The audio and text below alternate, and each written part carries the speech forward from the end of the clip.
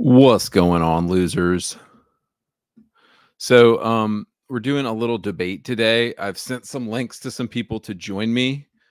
Um, let's see. Can somebody tell me if they're not getting audio in the chat? But yeah, I've invited a couple.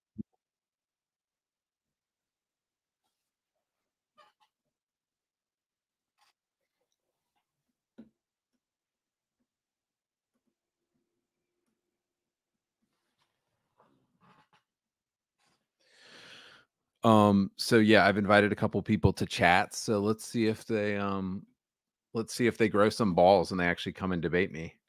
And the point of this is literally if you want to talk about LGBT rights or some gay nonsense, or if you want to talk about wokeness in video games, literally just reach out to me on Discord and I'm happy to crush you. We'll do it live. So, yeah, we're going to talk about anything. All right. So the first person I reached out to was Aubrey Fan 571. She said she would be here at 12. She's not here. But to be fair, I wasn't here at 12 either. So that's fine. The people seem to be getting confused. They think that this is they're asking for the link to watch the debate, and I'm like, are you trying to join the debate or watch it? So I thought it was obvious that I'd be streaming live on YouTube, but that doesn't seem to be obvious. So Space Marine 2 is pretty awesome though, dudes, right? I was originally hoping to play it and hang out, but I want all of my mental energy to be focused on whoever I might be talking to. So, okay, here we go. Here's Aubrey Fan. Aubrey, what's going on? Hello. All right, I assume from your voice you're a man. Yeah. Okay, cool. 100%. What do you want to debate? Game Amori. So actually, the topic I was very interested in talking with you with was actually religion, if you don't mind. Yeah, absolutely. I love talking about religion.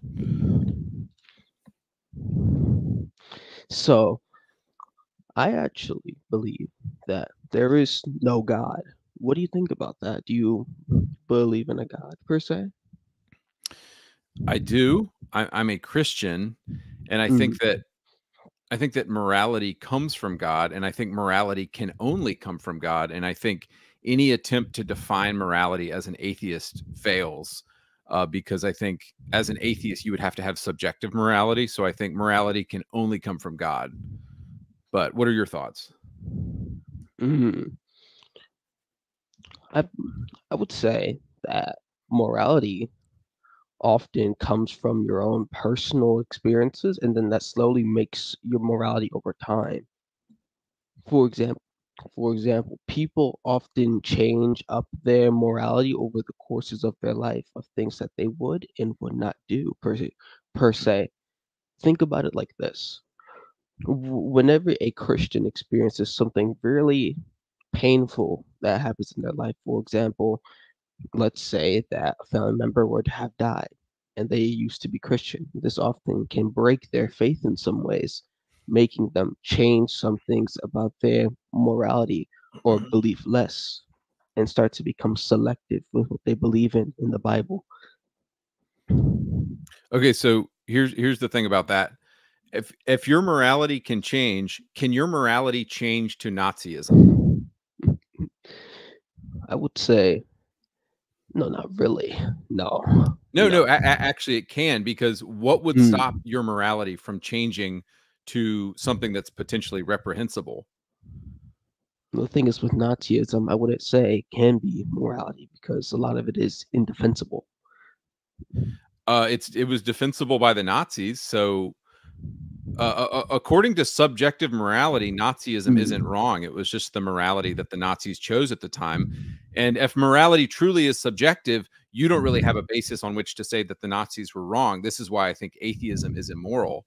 This is why I think subjective morality is immoral, because if you believe in subjective morality, you can't say that what the Nazis did is wrong, because you agree that there's no ultimate objective basis for morality.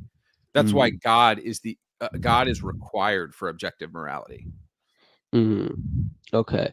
But wouldn't multiple different kinds of culture be able to shape someone's life over time? Because often Christianity it doesn't have bad morals whatsoever, but parts of the world, well, half of the world has completely different morals Right. than Christianity itself, and yet they still exist. Yet they still are successful in some ways. In Right. some places, in some Exactly. places Exactly. they are So if not. Mm, Exactly. So if Nazis were a successful like Nazis could have taken over the world. There's a possibility that they could have taken over the world. Here's the question for mm. you as a subjective moralist. If Nazis took over the world, would their morality become the correct morality because they won? I would say so. Dude, that's terrifying. That's It terrifying is. to say that if the Nazis won, their morality would be right. Well, I would say that it's not that it would be good, but it would happen because obviously Nazis they're bad. Everything they did is bad, but that's the thing. It's the so when the religion goes into the culture at hand, the culture defines people's morals on a daily Not basis. with Christianity. Christianity stands Mm, outside of time, it stands outside of culture. Christianity challenges culture because it's never changed, mm, because it's objective. Subjective morality changes constantly. mm, If you believe the LGBTQ trash, it's because you believe subjective morality and you follow your culture. God mm, stands outside of time. He stands outside of culture. That's why his morality has never changed. okay. But wouldn't you say often this could potentially be maybe crippling per se for to have something that potentially never changes? But that's how laws work. That's how nature works. Gravity doesn't change. Uh, uh, Mm, uh, Temperature, the number at which water boils doesn't change. Science doesn't change. Wouldn't morality be the same as the laws of science if it's truly from nature? mm. But wouldn't but can't we also say that one of the most adaptable things in the entire world is cells, is humans? Humans are one of the most adaptable things in the world. They they adapt to any environment. They adapt to almost any situation possible. It's why we've survived some of the most craziest things throughout all of human history. And that is because hey, we're able to change oftentimes. And a lot of the times things change with us, even parts of your religion. I've seen that it's quite changed even over time from the 2000s to now. Not not the fundamentals, but a lot of parts of churches may be different from what it was now to to before. Right. So what do you have to say on that? Since things have Nothing important changed. We still mm, say Jesus is Lord. We still say Jesus is Lord. We still say the Bible is God's word. The mm, important stuff never changes. Like, sure, maybe worship style might change, but nobody ever said that worship style in a church was holy. The way a building looks might change, but nobody ever said that was important. The foundation of the Christian faith is Jesus is Lord. We come through salvation by faith alone. That the important stuff has never changed. Whereas we live in a culture now that changes constantly, where you have trans people molesting kids because our morality is just sliding into the gutter. Because mm, if you truly go down the logic that we're supposedly evolving, as all the leftists say, then by that logic, what's to stop them from molesting kids one day? All you have to do is lower the age of consent. People act like the age of consent is this static thing, but why can't a 10-year-old consent? Like, if they keep changing the laws and they keep getting their way, what's to stop us from doing that? That's the flaw in the quote unquote morality evolves argument. well, I wouldn't say morality will necessarily evolve because then you would it would be more like being selective about your morals and principles, which is the best thing to be consistent on, since consistency will define who you are. So Right, yes, yeah. but again, like, the question is, what is the ultimate authority? Why ought we, it's funny to me because humanists say, "Oh, we it's good to save people. You ought be brave. You ought sacrifice yourself for other people." Mm, Why? There is no ought in nature. Look on the screen here, these animals destroying this guy. mm, Humans are at nature without God, just beasts, and they have no inherent purpose apart from God. So it's only God that gives us a purpose and gives us a reason for living and gives us a structure and an objective morality. If we leave morality to subjective morality, it's anybody's guess and nobody can say what's right and wrong. That's why it could lead to it can lead to pedophilia, it can lead to Nazism, it can lead to, humanists have no reason to be against the most horrible oppressings of humanity because they have no basis on which to say something is right and something is wrong. mm. Like I like would what is like what is your ultimate basis to say X is mm, right and Y is wrong? What is your ultimate basis? well, that would ultimately come down to people being subjective. I, I would say, since people are different, for example, someone that comes from a terrorist country would often say, "Hey, it doesn't matter. Well, whatever my Lord says goes," which is something to respect. But it may not also be, one of the best things there. But I would say this: with being objective morality and evolving, wouldn't this over time, if we can evolve properly, since there are ways we can evolve that go south, west, all Mhm, around, that isn't mhm. good. But what if we were to actually, uh, were to actually evolve things and understand, hey, maybe base your morals off what's good for humanity overall, rather than going off purely, going purely off religion, because sometimes things in religious books are often interpreted differently Right, throughout multiple right. different cultures. I went into a few Christian servers, and it was very hard for me to come across two consistent Christians that end up But they're agreeing fully with the Bible. Dude, but they're consistent. Christians are consistent on what matters. Christians are Mm, inconsistent on things that don't matter, like the size of the building, the way you baptize them, the method of worship, all that stuff. Now, I will agree with you, and my Islamic and Arab brothers, they have objective morality that they believe is from God. I believe that they're wrong. I don't believe that it is from God, but they have an objective system that they can go out into the world and judge. So Islam is similar to Christianity in the sense that they have an objective morality mm, that they judge everything by, and they don't think that it changes over time. I so it is consistent when they say that something is right and something is wrong. I just think they have the wrong system, and I think it leads to a lot of problems when you have the wrong system. And I think you see that in Arab countries, but whatever. I don't want to. I'm not here to dog on Islam. mm. Yeah, yeah, I would say a lot of them have the rest. I would say Christianity has a lot of the right systems going at hand, actually. So, like, Christianity often is a bad thing. It's just that oftentimes people do not want to ask hard questions because it may come to disagreement with their faith. For example, things like God is a unfalsifiable thing. I cannot prove that Right. God is true or he's false. I cannot prove that. But True. also, if we go off unfalsifiable statements, I could also use the teapot in space. Right. Um, I could use the teapot in space. I was saying, oh, there's a magical teapot in space.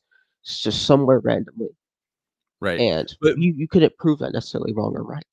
right. But here's the other thing. You can't have objective morality without God. So while I agree with you, you can't uh God is unfalsifiable, so he can't be proven to not exist. Totally agree with that. But it's also true that you cannot have objective morality without God. So anybody who's an atheist and says that they're moral or they have objective morality, it's nonsense. Every atheist has subjective morality, because they have no ultimate basis on which to say something is right or wrong or not. And so that's the game. It's atheism. You're stuck with subjective morality, which could lead to, you know, subjective morality. You really can't say it's any different than Nazism at the end of the day, because you can't be sure what is right and wrong. And then if you agree that there is a God, you can you open yourself up to the option of objective morality, which makes a lot more sense to me, and I've personally experienced, is more beautiful, and it's brave. It's more brave, and it is a more beautiful path in life than believing that we have no purpose. Because if you're an atheist, you have to believe there's no purpose, there's no ultimate meaning, nothing ultimately means anything, and that is depressing. And I don't want to be an atheist. Well, oftentimes, so a lot of atheists believe that some things often may lead to some of them believe that it may lead to some of them are nihilists. I wouldn't even call them atheists. Some of them believe that there's just no hope whatsoever. But honestly, I would actually say that see with the unfalsifiable statements, the problem is why I believe that it will just lead to people automatically. Hey, Aubrey, I'm sorry. I appreciate you, but I have to, I got to get some other people in here. So I thank you for the chat. I'm going to get some other folks in here.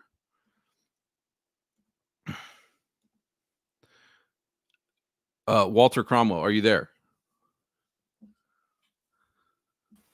Yep. How am I Hey. sounding? All right. What do you want to debate? I want to talk about BlackRock. Okay. All right. So, ideologically, I'd say I agree with you on most things. When it comes to BlackRock, I wanted to know what you think about the influence in that in media and to the extent of it. Being a $1 trillion corporation that has its tentacles of everything.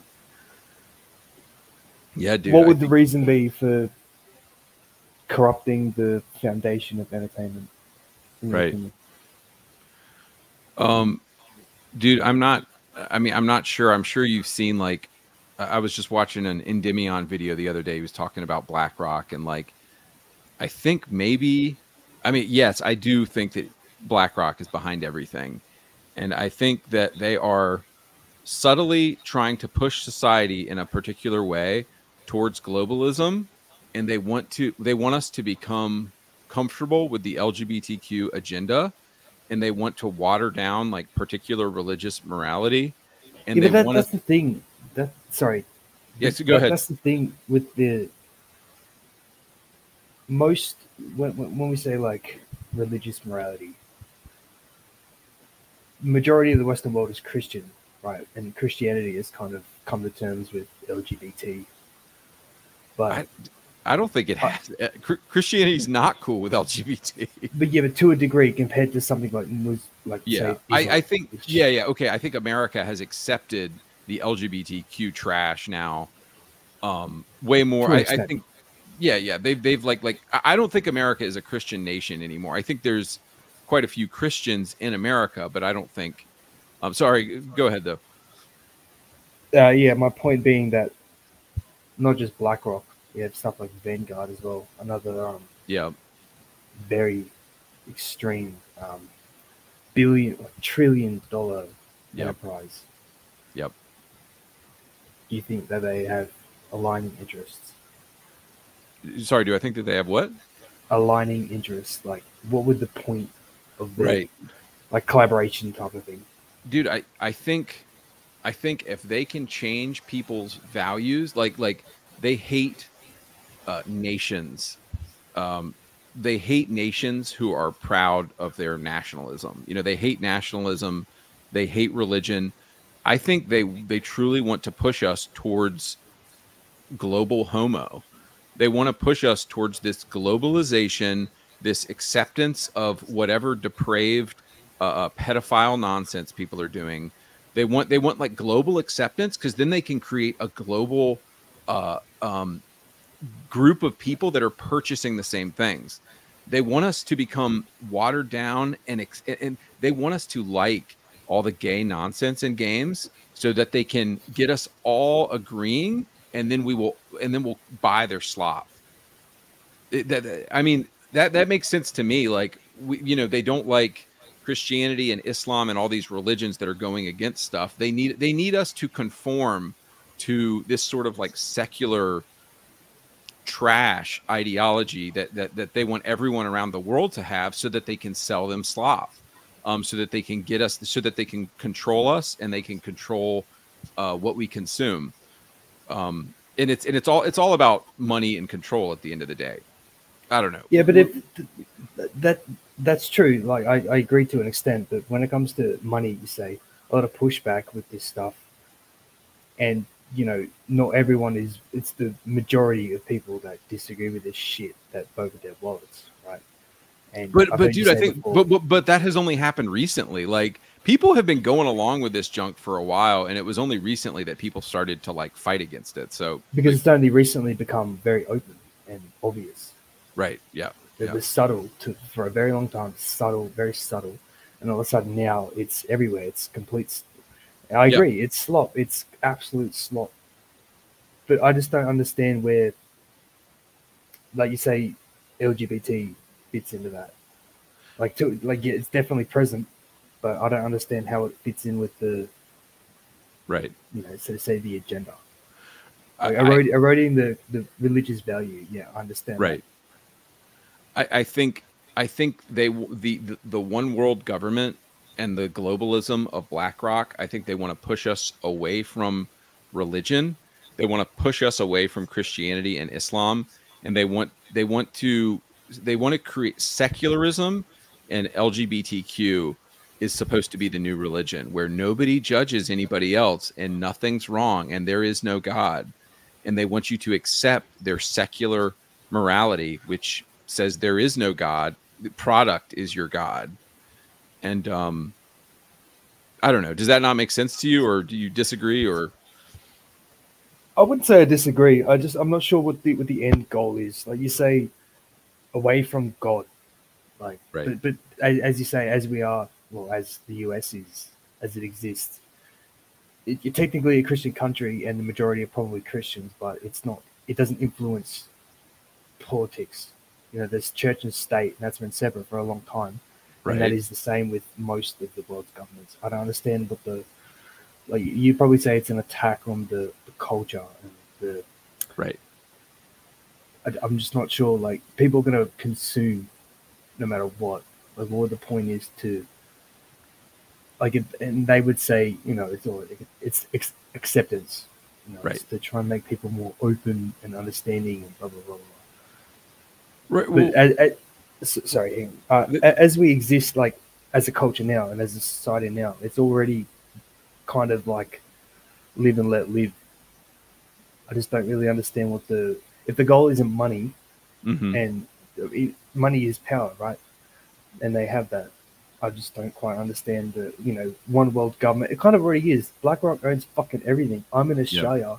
I work for a very small company. BlackRock owns a controlling interest in it. It's everywhere. Every company. BlackRock, Vanguard. Yeah. I think it's State Street. The other one is. They're everywhere, and I'm not sure what the point of putting gay people in every game. Like, I'm not saying it doesn't exist as it is, because there's certainly a lot of it. They would say it's promoting acceptance, and you would say it's eroding moral values. Right, promoting acceptance because they need to shape society so that society is eating from the same trough. Like, if we're all pigs, we can't have multiple different troughs. They want us eating from the same trough so that they're making as much money as possible. Yes, I mean, that's fair, but there are always going to be people, the majority, mind you, that will kind of put up with it but never really buy into it. Right. Yeah, like people play these games like The Last of Us. People, say The Last of Us sequel. A lot of people push back on that, but a lot of people still bought it. Most people kind of tune out to it. And if you don't care about it, can you say that your morality is really being devolve if you sort of tune out to it. If you understand what I mean. If Well, you're like it's still indifferent. well, a lot of people liked Joel as a character, and they completely took out the masculine story of Joel that mainstream America liked, and they put in this gay lesbian story. And so yeah, it was an attack. It just they destroyed a game that we liked. Yeah, they definitely did, but and I'm not I'm not trying to justify the game because I can see what you mean, but when it comes to whether that was like you say an attack on masculinity or whether it was a purely artistic choice, like is there any way to really prove either? Oh, dude. Okay, dude. They're now sometimes it is investment money. Sometimes it's like evil BlackRock stuff, like there's strings attached to money. But just the whole video game industry has gone very, very woke the past 20 years. And like I just got off an interview that I'm going to post soon with an Ubisoft employee. And this guy from 2011 to 2022, he worked at Ubisoft Quebec, and he saw it happen.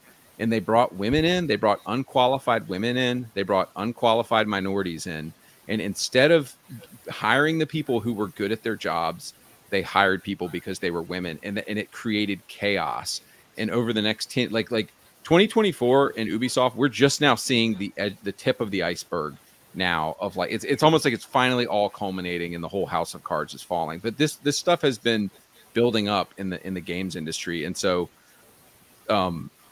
yeah, but to answer your question, yeah, BlackRock and ESG, we know that like ESG scores are a thing. They rate these companies, these huge trillion-dollar investment portfolios will not invest in certain video game companies if they don't have high ESG scores. And so that could have been a factor with Naughty Dog. Yeah, I mean ESG is definitely a thing. Like there's no denying that at all.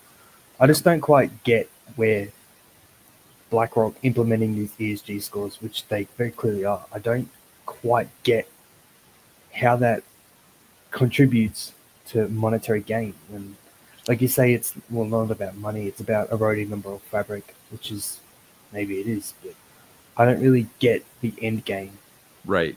In those like, if you understand what I mean. Okay. Well, I think the way BlackRock works is they handle investment portfolios, and so they people take a large chunk of money from all of these investors, and they decide which companies to invest them in. And these billionaires don't care about video games. They don't care about the difference, the woke nonsense in a video game. They just want their money to be invested in the right place. They look at a spreadsheet of companies. They see who has the higher ESG scores, and they think that video games are going to be like every other industry where, oh, high ESG score means good return on my money.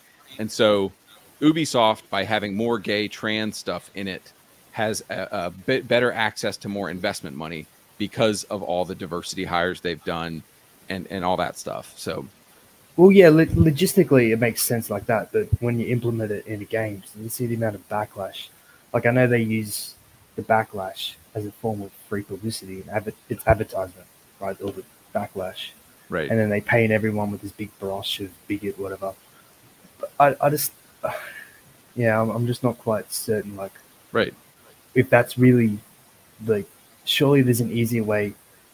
you'd think they would make more money just actually giving a good product that the mainstream wants.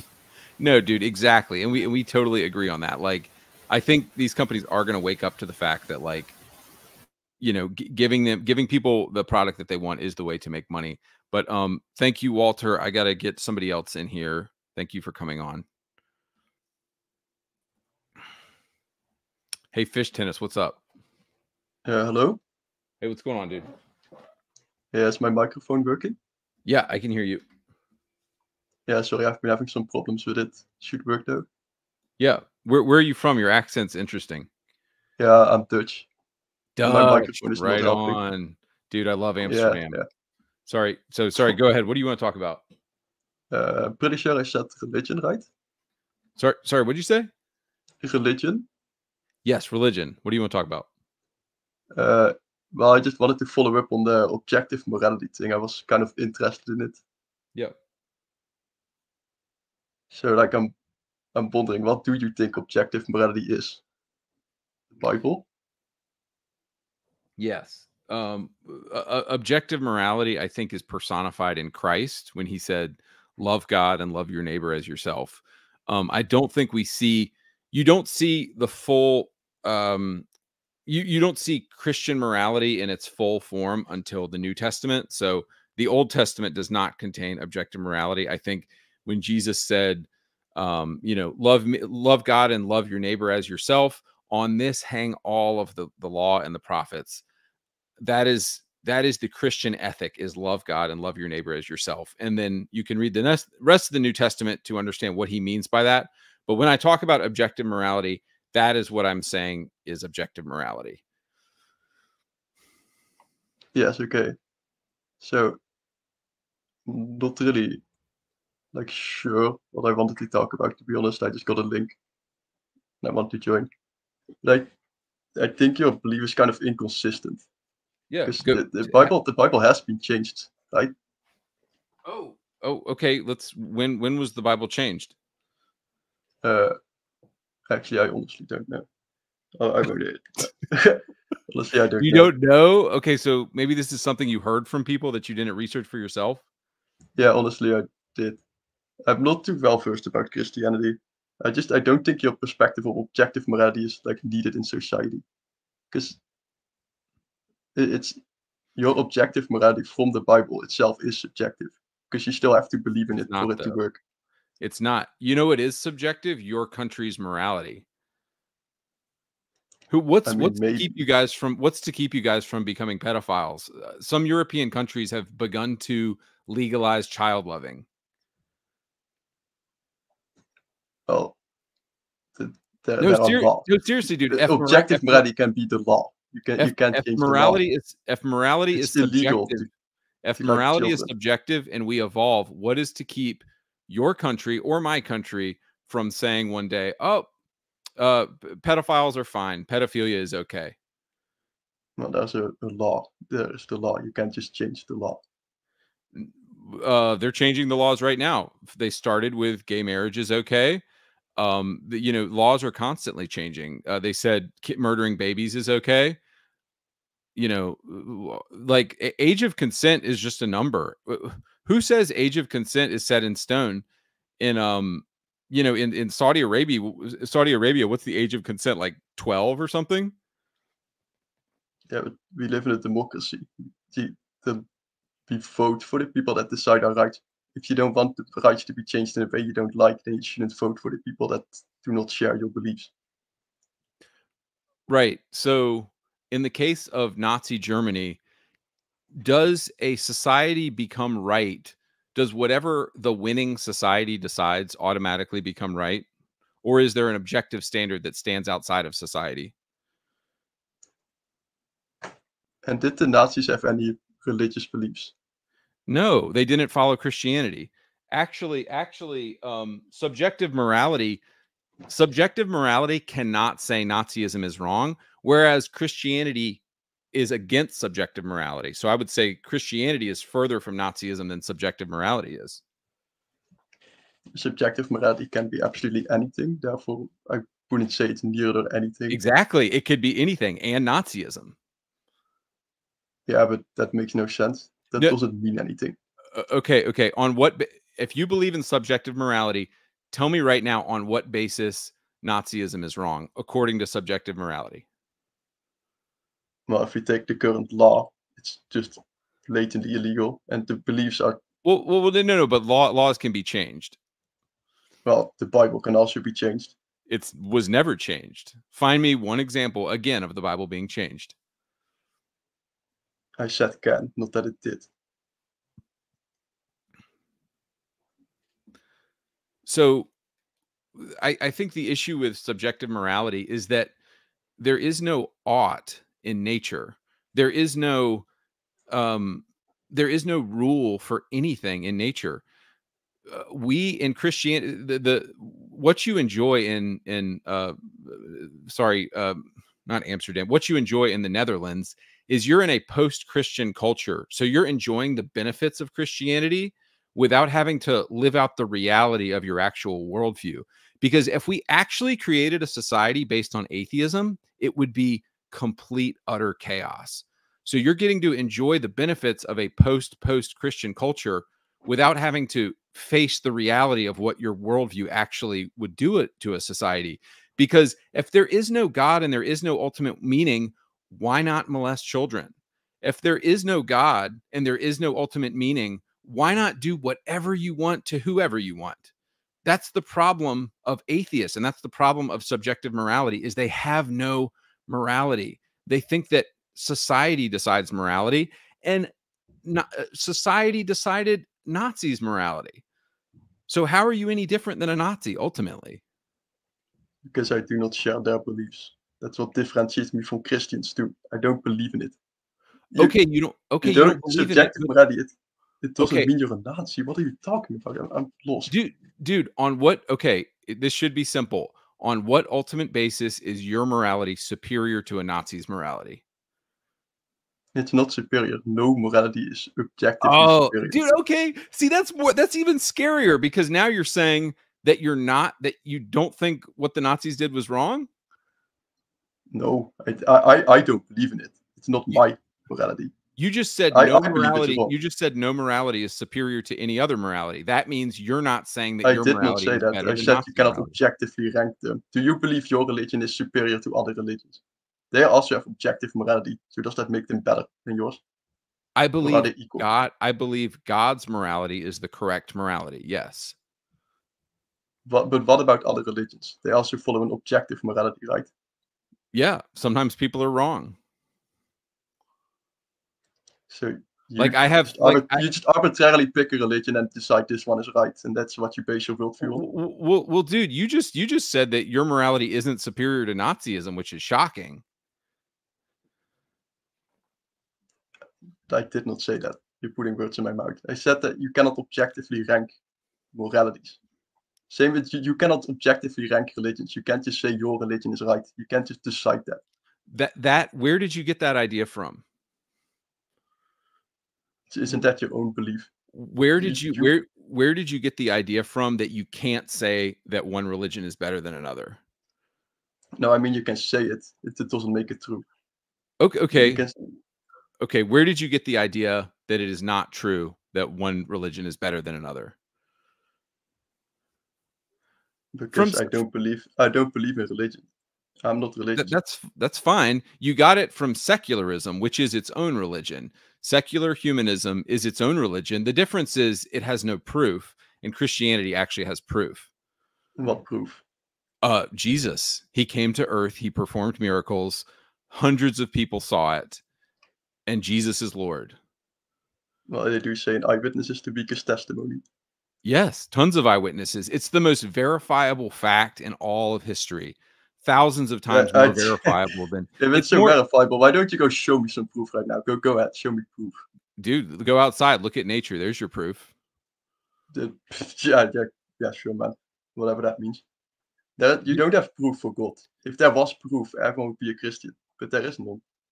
No, yeah, for sure. If God showed up today, but here's what would happen. God loves you, and if God showed up today and shot fireballs from his eyes, you wouldn't want a relationship based on love. You would be forced to believe in him. And because God loves you and cares about you, he wants you to choose whether you want to spend eternity with him or not. That is a loving God. A vengeful, hateful God would show up right now, shoot fireballs from his eyes, and command the whole world to worship him. That's not how God is. He's much cooler than that. He gives you send you to hell forever for not believing in him. You don't have to go to hell. Put your faith in Jesus right now. You don't have to go to hell. Why doesn't he prove that he exists then, so we don't? If he proved he exists, it would force everyone. People would be afraid of him.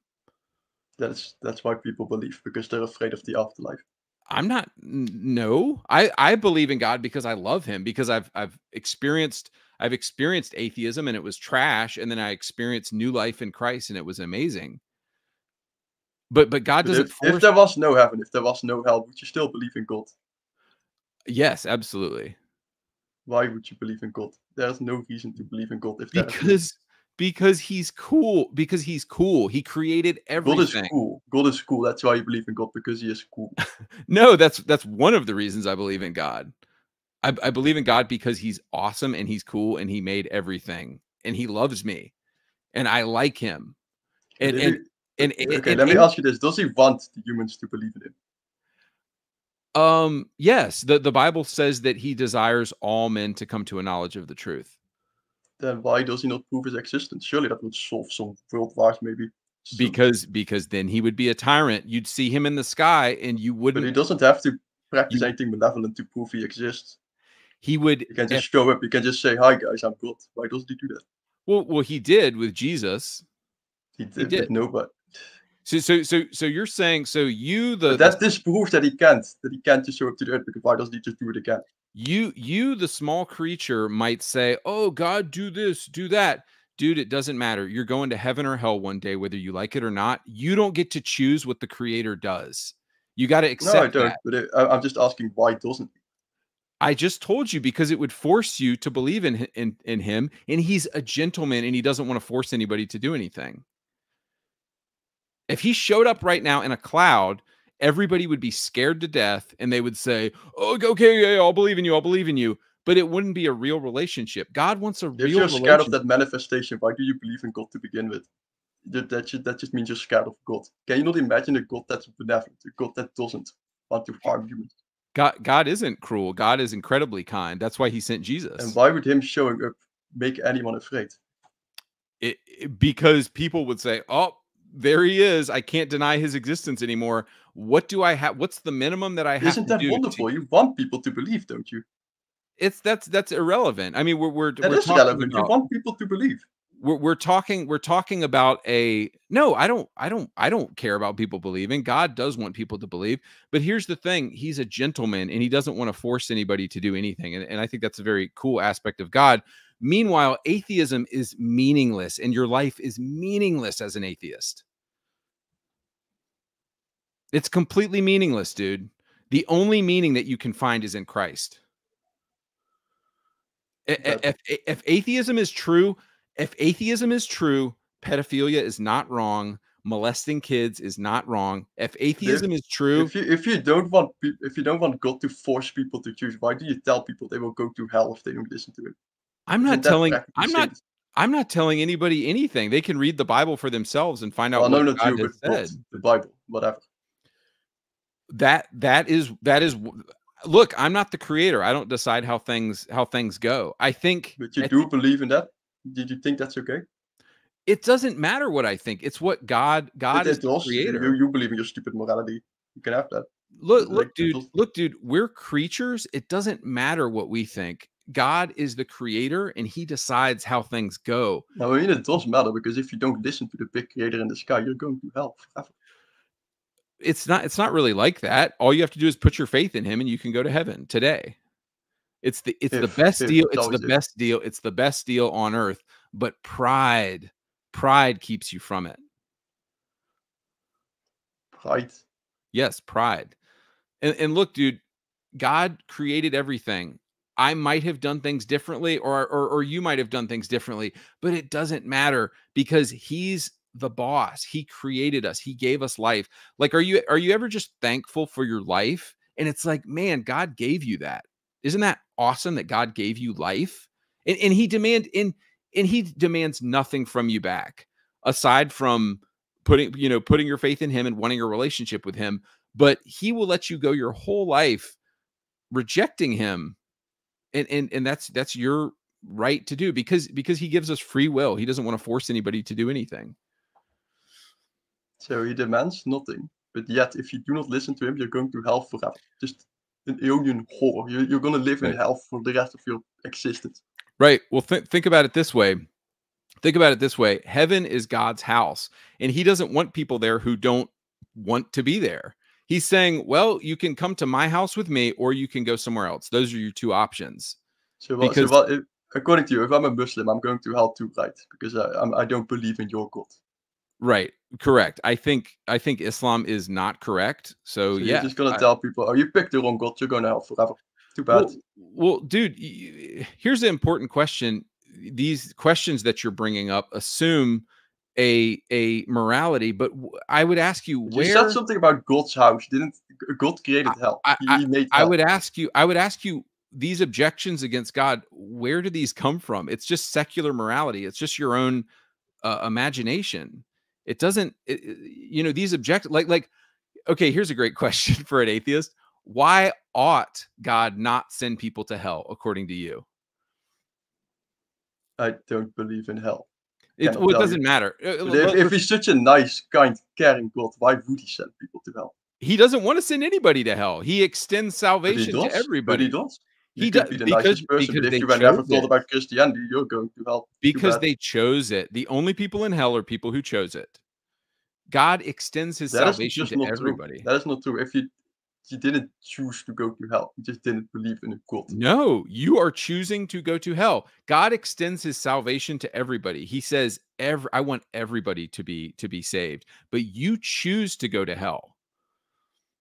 And what if you cannot read? What if you cannot read, or you don't need to speak any language, or you can't read? Like, you were just born in some third world country. Oh, right. If you're born on an island, how are you supposed to know what the Bible wants from you? Dude, I'm not sure, but you're supposed to ask the sky, please God, tell me what to do with my life. Dude, they don't even know God exists. Dude, the funny thing though is you're concerned about these people on an island. You should be concerned about your soul. Why are you concerned about them? You just don't get it. Those people do not have the embrace of God. There are reasons, but isn't it funny how you're like, oh, what about reasons? What reasons? It's funny. It's funny that with your morality, which is equated with Nazism, as I showed earlier, you're still concerned about other people. You should be concerned about your own soul. You should be concerned about your own soul. You shouldn't be concerned about other people. So what does it matter? Everyone else live on a remote island for the rest of my life. Now to give you, I don't know what God might reveal to somebody on a remote island who never hears the gospel. I have a very hard time believing that people. I think God judges people based on the information that they have, and I think the Bible teaches that. So if somebody has never heard the gospel, I don't believe that God sends them to hell, because it seems incredibly unfair to me, and I think the Bible backs that up. You think the Bible backs it up? You're just gonna assume that? No, I think so. No. There's verses to back that up. All right, guys, we got to move on from here. But Fish Tennis, I appreciate you coming on. Thank you. Let me get somebody else in here. Giovanni, what's up? Oh, hello. Hey, what's up? Hey, what's up? Hey, so I just wanted to understand, what are your objections against like ActMan, Skill Ups, and Belial? Like, can you explain to me what are your aversions towards those three YouTubers, and why are you so against the LGBTQ messages? Just so I can have a full understanding. Because there's an obvious push. There's an obvious push in video games now, pro depravity, pro LGBT, anti-men, pro-women, pro-uglification of women, just all that garbage. And those three guys don't ever talk about it at all. But are they supposed to, though? Yes. They're video game commentators. Yeah, but it's their YouTube channel, though. Oh, yeah, no. Are they allowed to dictate how they want to run their YouTube channel? This is my YouTube channel, and I can criticize other YouTube channels. No, I agree. You're allowed to do so. That's what I'm trying to understand, is like, why do you feel the need? Like, I'm trying to understand, why do you feel the need to criticize them? And because it's my channel and I can say what I want. Okay, I see. All right, that's what I had to ask. I'll leave us that. All right, guys. We have no guests currently. Whoever pops in next. Oh, geez. Hang on. 9 direct messages. Let's see if I can get any of these people in. Literally the next person to join. Oh, hey, by the way, I kind of want to share my screen for y'all right now. Oh, hang on. I'll show y'all. Okay, bit to bot, you're up next, but give me 1 second. I'm gonna share something here. Hang on. Stop sharing that screen. I got to show y'all my Discord right now. I want y'all to see this. So, hey, Luca, you are third in line. I will get to you soon. the ActMan. He said that he wanted to if y'all saw on Twitter, the ActMan said that he wanted to DM with me. And I'm pretty sure he's at home right now playing video games, and he has not accepted my friend request. So if anybody wants to pester the ActMan to get him to come on, then go for it. But he's not coming. He hasn't accepted my friend request yet. Okay, hang on, y'all. Let me put the Warhammer stuff back up. Okay. Bit to Bot is next in line, and then Herdoman, and then Luca Juniper. Just give me a second, guys. All right. Bit to Bot. Hello. Hey, dude. What do you want? Okay, yeah, it's working. Yeah, I'm same as Fish Tennis. I'm also from the Netherlands. And I just kind of came here to talk to you about the like what made you have the sudden switch from your like old content like that you were doing like 3 to 5 months ago with the what went wrongs, and what made you suddenly become so anti woke and anti LGBTQ and that stuff. Like what changed there for you? It's funny, actually nothing changed. So if you go look at my old Xbox channel, I would always talk about woke stuff. It's just nobody saw those videos because my Xbox community there hated those videos, so none of them went viral. And so I've always just been kind of organically talking about whatever I wanted to talk about. I've been pretty disillusioned about Xbox the past couple months. So like, dude, if you look at my videos from a year ago, I was like, rah, Xbox. I was all about Xbox. And then Xbox just kept pushing the gay woke shit. And I was just like, I don't really want to make videos about Xbox anymore. So I started a new channel, and I made a video about Gears of War. I was like, I'm just going to mind my own business and talk about the games that I like. And then I happened to make, and I had, I think like maybe 10,000 subscribers at the time. And then I made this video about masculinity, and it went viral. And guys, I'm just being transparent with y'all. I got 150,000 subscribers from that one video. So it's obvious the whole community that's watching me wants me to talk about woke stuff and about masculinity, which I'm happy to talk about because I've always talked about that stuff, and I talked about it on my old Xbox channel. So this kind of claim that I'm a grifter or I've changed, the only thing I've changed on is my support of Xbox. Like Xbox was promising a year ago, and I was optimistic, but you can only get beaten down so many times, and I just think the Xbox brand is trash now, and I hate it. So if I can interject, what do you think? Like you said like a minute ago, like they're pushing a lot of the woke and the gay stuff. Do you have like examples of that? Like what do you mean by they're pushing it? Yeah, watch my videos. It's in every game. It's being pushed in every game. And it's because it's tons of woke, homo, LGBT losers at all these game development companies. And people are tired of it, dude. Just watch my videos. People are tired of the shit. It's in every game. LGBT trash has infested every game, and people are tired of this shit. Okay, but like instead of like just saying like, oh, just go watch my stuff, do you have like what for you? Dude, how much inclusion is too much inclusion? Is a game like Call of Duty having an optional rainbow profile picture already too much? Or is it more like a character is like verifiably gay? Is that too much? Right. That's a great question. Hallmark movies. Do you know what Hallmark movies are? I cannot say I'm familiar with the term. No. Okay. In America, around the Christmas time, women go on the Hallmark channel, and women, all they do is watch. My wife does this. All they do is they watch the Hallmark channel, and they watch Hallmark movies because Hallmark movies are directed at women. Now, it would be very weird for a guy to infiltrate the Hallmark movie community and be like, you know what? We need like guns and explosions in these Hallmark movies.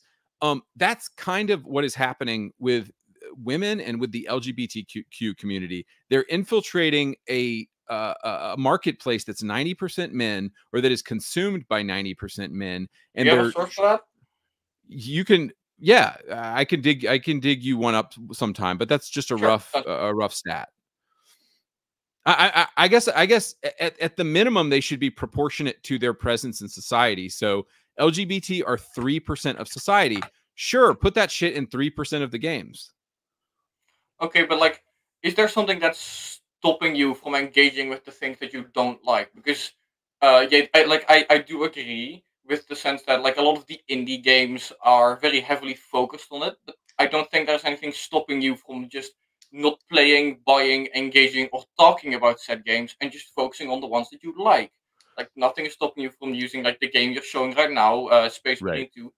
Just talk about that, or just like ignore the rainbow cosmetics in Call of Duty and just play the game that you like. Like, well, what's stopping you from just ignoring it and going on your way? We did that, and the games fucking failed. But what do you mean by that? Star Wars just failed because it's full of woke shit and nobody played it. That's exactly what we did. Isn't the game just itself just like coded pretty poorly? I think it failed more out of the fact that the gameplay is kind of bad and that the storyline is kind of bad more than that is woke shit. Because a game that is very woke, and a game like Baldur's Gate 3 exploded phenomenally across the entire internet. So I don't think woke is a good hallmark to base things on. Right, and I'll tell you exactly why. BG3 can be played in a straight heterosexual male way with tons of hot chicks, tons of edgy, funny dialogue. You don't have to play the game like a homosexual person would. You can play it like a straight traditional male would, and the game's very fun.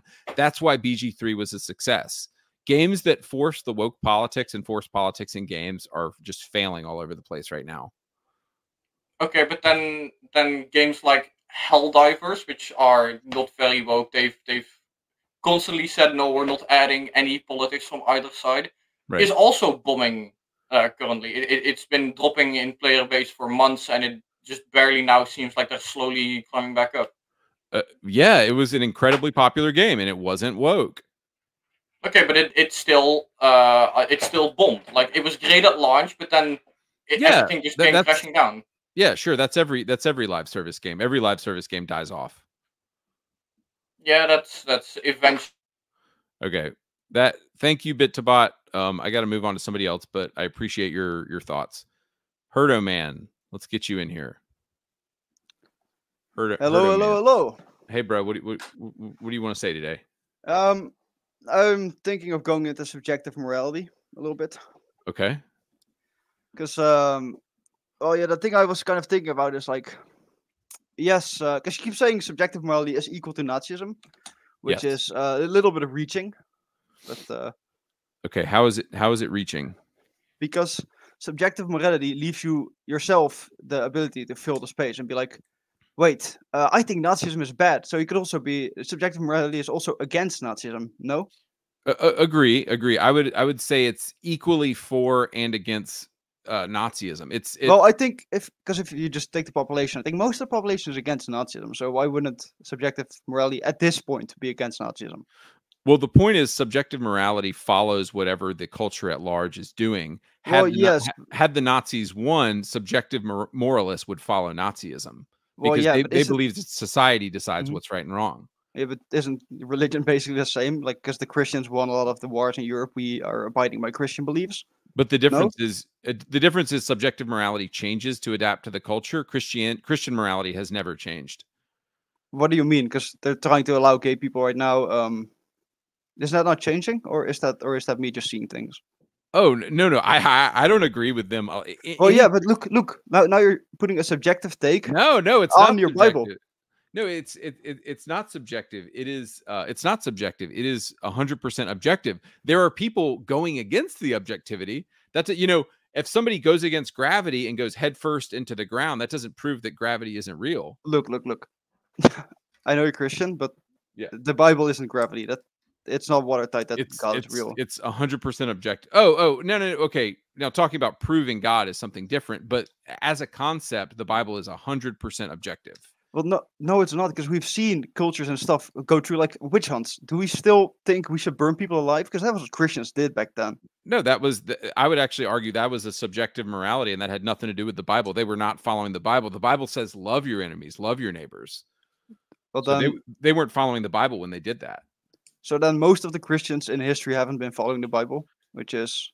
No. So how exactly is that going to be objective? Because if it's only like I maybe would say 500 people following the Bible, which is like no. it's I like would the other ones are all fake Christians, by the way. So no, not fake Christians. Nobody ever follows anything perfectly. I would say most So- Christians throughout time have mostly followed it correctly. yes, You then know- why isn't it subjective? Because people have been putting their subjective takes all Oh, over it. sorry. The objective things are the important things, are the objective things. There's non-important, non-essentials. People can disagree on those. Like, I don't Like, I try to not, look. I try to not get in fights with Catholics Mhm. because Catholics are Christians just like I am. They put their faith in Jesus, but we have some different views on some different things. Okay, I'm but not like- gonna say that Catholics aren't Christians. We just disagree on some minor issues. Catholics, But myself and Catholics still agree on the important stuff. But like I think like something like killing or like murdering people who don't share the same religion. Which Yeah, is a- the Christians. like, I mean, is that a little thing? Because I think a lot of people disagree. no. on that. Agree. That's a major thing, and Catholics should have never done that. Well, they're still disagreeing on it though. That's not a Protestants- little thing. I know, I agree, it's a major thing, and they were disobeying the Bible. Well, then why do you keep saying that they only disagree about the little things? Well, I could just like off the top of my head just immediately name a major thing. Not a big- What I'm saying is the majority of Christians disagree on minor things. You're talking about like, oh, the building looks like this way, or the worship music That's not sounds the like building this looks way. like this way. This Those is like are- we right, killed right, a million people or not. Right. Uh, Oh, no, agreed. Catholics were disobeying God's word when they did that. Just like Okay. you can disobey gravity and go headfirst into the ground. It doesn't mean No, gravity you isn't can't. You real. can't disobey gravity. Yes, you can. You can. You could think that gravity is going to allow you to. But it didn't. Right. It didn't allow you, and God did allow those people to kill other people. So I don't think that's like a Right. yeah, What- this what- whole thing is not like Right. Yeah. Nothing of what you're saying proves that Christianity is subjective. It's 100% objective. What do you mean? What 'Cause you you can what say you can say the Bible is objective, yes, because it's one piece of text. It's not. It's not. What you've pointed out is that people have disobeyed the Bible. The Catholics were Yes, disobeying the Bible when they were murdering people. Yes. But, okay, so That doesn't you're, prove. so that you're doesn't- saying yeah. the Bible, like God's word itself, is objective. But Yes. the only way we've interacted with God's word is the Bible, and the Bible subjectively has been passed down by different people, have been translated differently. Well, yes. there's Oh, different tell me. translations. There's Te- different translations. Okay, tell me a time it minor was things. changed. Yes, tell me a time it was changed. I don't know because There we go. So maybe it's just something you heard like, that okay, wasn't true. Okay, Maybe it's maybe something okay. you I'll give heard you that. I'll wasn't give you that true. because that's my lack of research. I could probably find something about that, but okay, that's my lack of research. You get that. But then, if like so many Christians, like almost all of them, have been just like misinterpreted and have been disobeying. Okay. What's the point? And what's the point? Because there's like because there's no object. There's like barely any No, objective Christians then. dude. Okay. Oh, I think I just got a fact check. Over 330,000 changes were made, of which more than 55,000, represent the difference between the Greek text used for the Greek text used for the revised version, and that uses the basis of the King James version. Most of the other changes were made in the interest of consistency or modernization. You're talking about like, oh, they moved the period and they moved the comma and this. Look, none of the doctrine was changed. No. None of the doctrine was changed. Nothing substantial was changed. You can look at the change. You can do research into the quote unquote changes in the Bible. A comma being moved, it can be pretty substantial. Yeah, but it wasn't though. You can what we've been able to do is read the papyrus and then read the modern text, and there's not really any difference between it. So this argument that the Bible was changed is just atheist nonsense. The bigger problem is that you as an atheist are identical to a Nazi. That's the bigger problem. Okay, can you elaborate on that? Because I think that's a little funny. Okay. So you believe in subjective morality, right? I do, yeah. Okay. According to subjective morality, your system, on what basis were the Nazis wrong? Subjectively, they weren't, but on my morality, my own subjective morality, they are wrong. You just said the Nazis weren't wrong according to your moral system. That's wild, dude. No, not to me, but no, that's what you just said. You said they weren't wrong according to your. Oh, dude. Keep speaking. I'm about to finish. Okay, can you just settle down, yeah. Okay, yeah. Okay. Hey, where are you from? Are you from Germany? No, I'm from the Netherlands too. Oh no. Okay. All right. Okay. Go ahead. No, but the thing is, you keep saying this, but that's the point of subjective morality. Everyone can think different. The Nazis can think that they're good, but I can think the Nazis are bad. So Okay, yes, exactly. And in the whole world, like the whole Right. world, if Nazis would have won, then they would have won. Okay, and then there's morality would have won. Yes, because the good people win always. No, that's not what I said. Because it's the other way around. It's because No. they win that they're good. Right. I'm saying you having subjective morality, if the Nazis had won, you would be going along with them right now because you don't have an ultimate No. dude, That's you not what I'm don't have an saying. ultimate you don't have an ultimate standard to say what is right and what is wrong. I don't. I have my own. I don't have a Okay. god. Okay, and you would have been born into a Nazi family, celebrated Nazism, and that's all you would have known from birth. God Okay, yeah. stands outside of morality and calls Why? culture wrong. Why Because does he? Because because you also grew up into like a Christian family, I guess. right, And you no. also Well, like, my point is that God's morality never changes, and human subjective morality changes constantly. That's why Christianity is but true. that's awesome, but we're not God. We're the humans who have interpreted this work through subjective means. It's clear. Open it, dude. It's very clear. The Bible is incredibly clear if you actually read it. How is it at all different like from any? Because like I think Steph brought it up. Like this is your own indoctrination, and you're like saying like, Right. oh, but the Nazis. If you were born into a Nazi family, you'd Right. be indoctrinated. Right. Well, we're all indoctrinated. You're indoctrinated into Christianity right now. So how is that any different? Because like, Sure. Yeah. Everybody is indoctrinated into everything. I think the difference is when I screw up in my life, I'm not able to subjectively.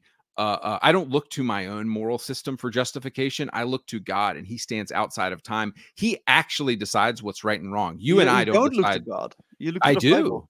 I do. He is contained in the Bible. His word is contained in the Bible. Well, I look. Okay. I'm not gonna go into like how can you prove that, but like, sure, like. I look to something. We've proven God. Let's for sake of the argument, we've proven God. What it says in the Bible is like true. But then why don't people follow it if it's like, because What are you talking about? Billions of Christians follow the Bible. well, you keep saying that they keep disobeying because they. Sorry. There's a difference between striving to obey and screwing up. Sometimes they don't. Christians believe that the Bible is the standard for morality. That doesn't mean I don't screw up sometimes. Well, they do until they don't, because it's like a lot of Christians use their Christianity to attack other people, but I'm sure they don't believe in love thy neighbor when they're attacking people using their religion.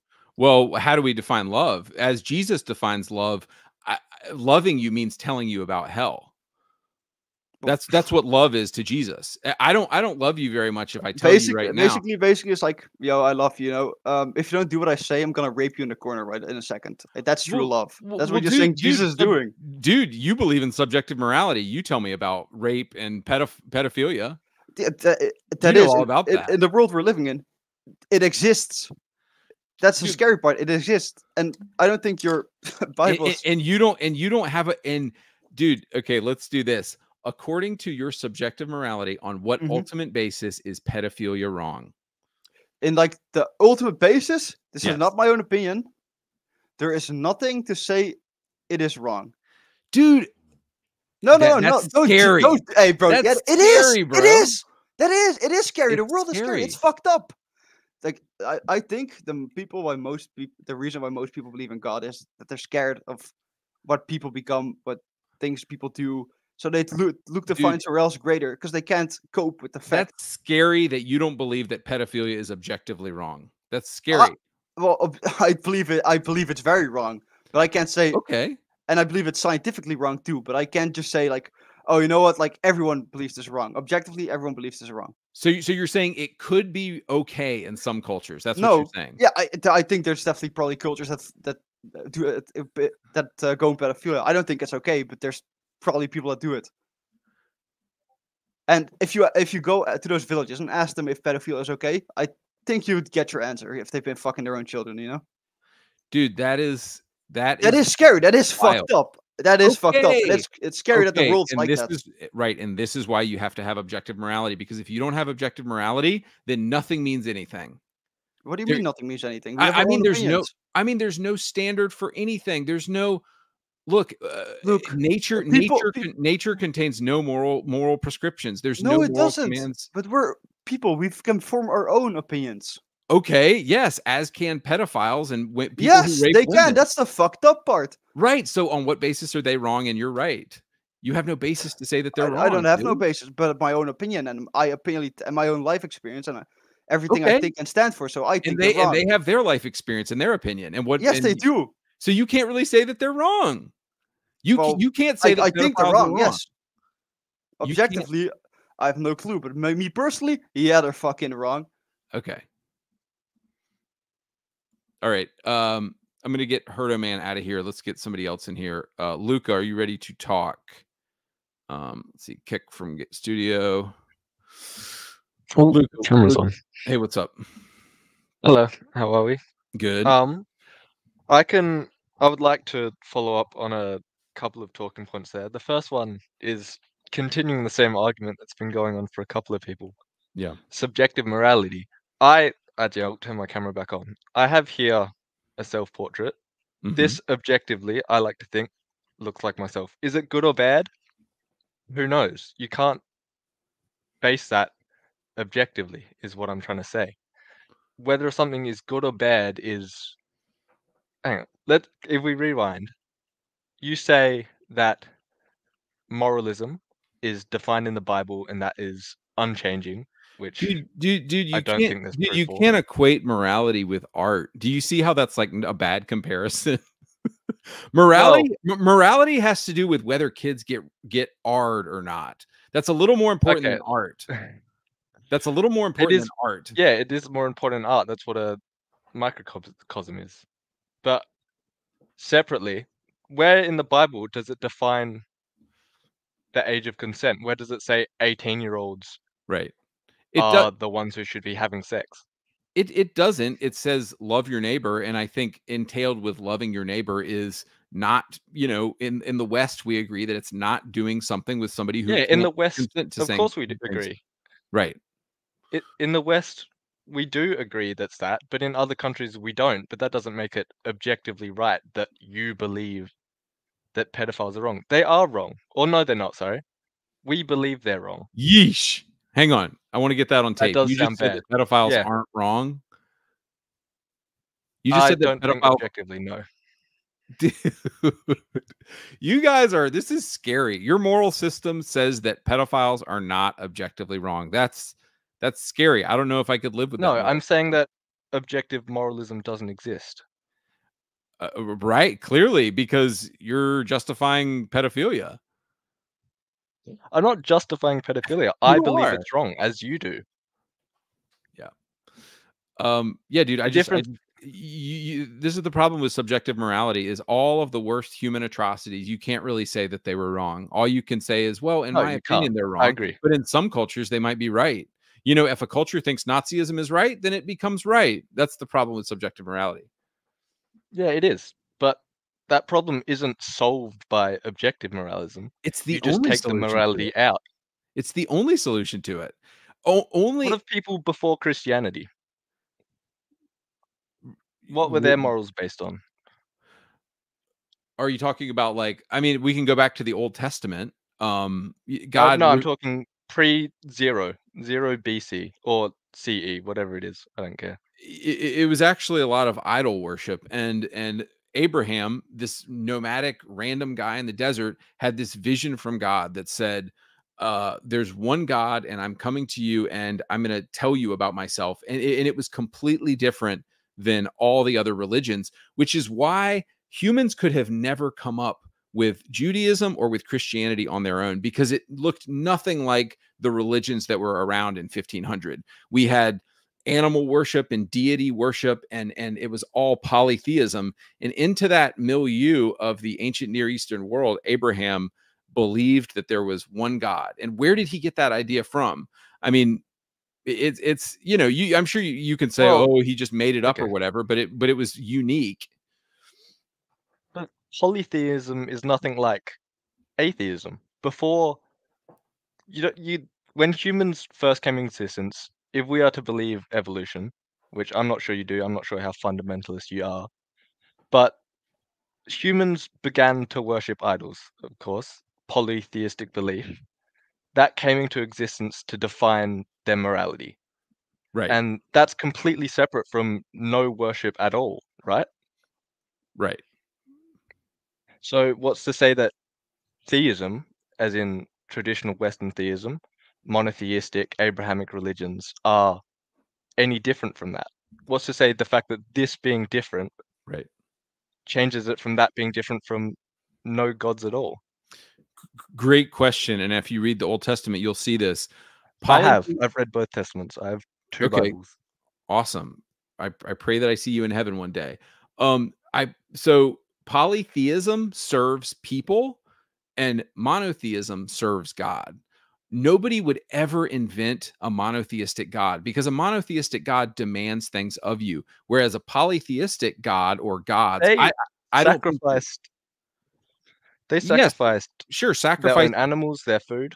That right, is, by definition, a sacrifice for a god. right, in order to get something from him. And the God of the Bible was very clear, that's not how I work. If you look at Abel and the way that he gave a bad sacrifice, and God let him know that's not how I operate. He was completely different from the polytheistic gods serve man. They do sacrifices to give In what way? They a lot of them are like, hey, let's give these sacrifices so I can have more rain or a better crop or more wheat or whatever. And the God of the Bible doesn't work like that at all. And in what way does God, the All-Father, not work like that? In what way does he serve something separate from man? Because the first thing Sorry. the first thing he said was, I want a relationship with you. And polytheistic gods don't give a shit about a relationship with you. I mean, how do you know, for one thing? But polytheistic gods, their sacrifices weren't to serve humans. Under polytheism, the sacrifices were to serve the gods. They were an offering to the gods in the same way that your faith is an offering to Christ. Right. So, but you weren't having a relationship with them. I think the difference is, it's kind of like a cash machine. Like the polytheistic gods, they were like, oh, sacrifice corn and this stuff and all this stuff, and you'll have rain next season, or you'll have whatever next season. It was like the polytheistic gods work like a cash machine, whereas the God of the Bible wanted a relationship with you, and he actually had a rule, the 10 Commandments that he followed, because he had a certain standard for humanity. So polytheistic gods were sort of like a cash machine, giving people what they want. Hey, sacrifice this and you'll get this. Whereas the God of the Bible said, I have a standard for humanity and I want to have a relationship with you. They gave him the 10 Commandments, and so it's a completely different deity. I'll grant you that it is different in the way that it serves the god, in the way that you serve the god. But in the sense that you offer something to a god, whether or not you have a relationship with polytheistic gods, I don't know. I'm not a pagan. But are you an atheist? I'm agnostic. I've searched for God. I've read the Bible. I've gone to church. I've prayed from atheism, from a family of atheism. I've tried to turn to Christ, and I've not found salvation, I'm afraid. Which brings up a second point that I had, which is that as an ever-loving God, why? Not as a personal thing, but as an ever-loving God, I was searching for him. I was searching for a relationship with him. I did all that is expected of that, going to church, praying, giving up aspects of my lifestyle, changing things that I thought. And yet he even presented with all the facts. It was argued earlier that those on a desert island, you don't know what happens to them because they weren't presented with the facts. But I was, and I chose to seek out a relationship, which is commonly defined in theism as non-resistant non-belief. So despite looking, I was unable to believe, which means I'm going to hell. Put quite simply, if your God exists, I go to hell. But how can that be possible? How can an ever-loving God send me to hell despite searching for a relationship? Is what I ask. Jesus says in his Bible, he doesn't reject anybody. So you could have a relationship and it's available to you. It's only you that would reject God. He would never reject you. It says, First Timothy says he desires all people to come to a knowledge of the truth. There's nothing stopping And you if from he having a desires relationship all with him. people, no, there's nothing stopping me. This isn't talking selfishness. I'm not talking personally. I'm talking on a wider scale of even the whole world. People Right. who have been presented with God but aren't raised in a Christian area. Muslims in, I don't know, Indonesia, in Bali. Mm-hmm.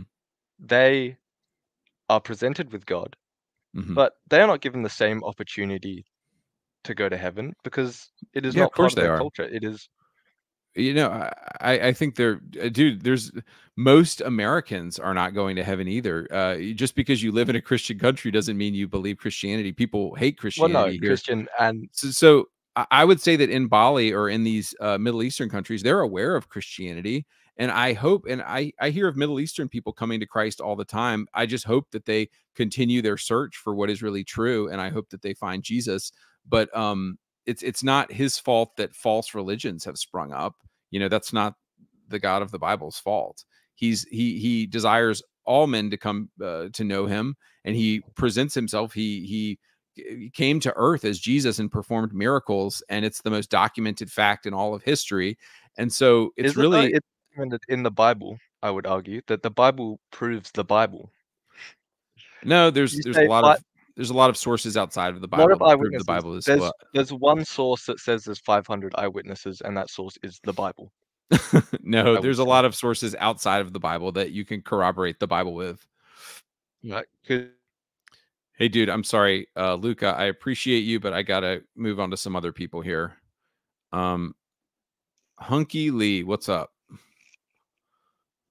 Yo, you hear me? Yes, I can hear you. What's up? What you What's doing? up? Good.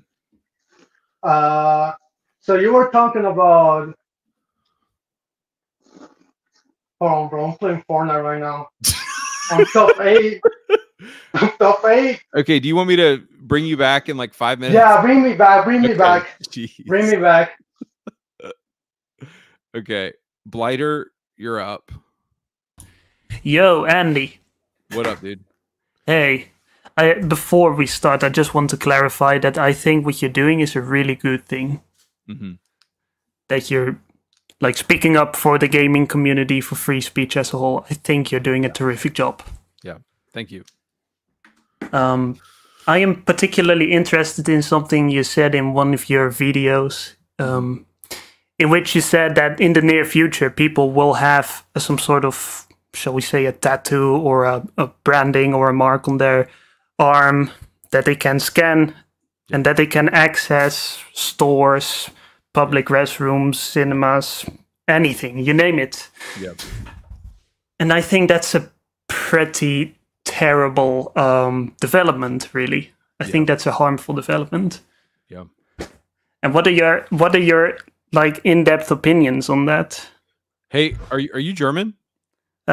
Pretty close. I'm also Dutch. Nice. Also, I want to apologize for the previous Dutch guys that just didn't quite get it. Yeah, I got a few things to rectify here, really. Are you a Christian? I really want to become one. Oh, I've been dude. kind of in the dark for the longest time. But I think after all that I've seen, I think that Christianity is just the answer.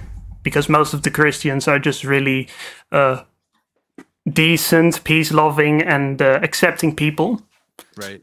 And they're bonded together. I think that's a really strong characteristic. Yeah.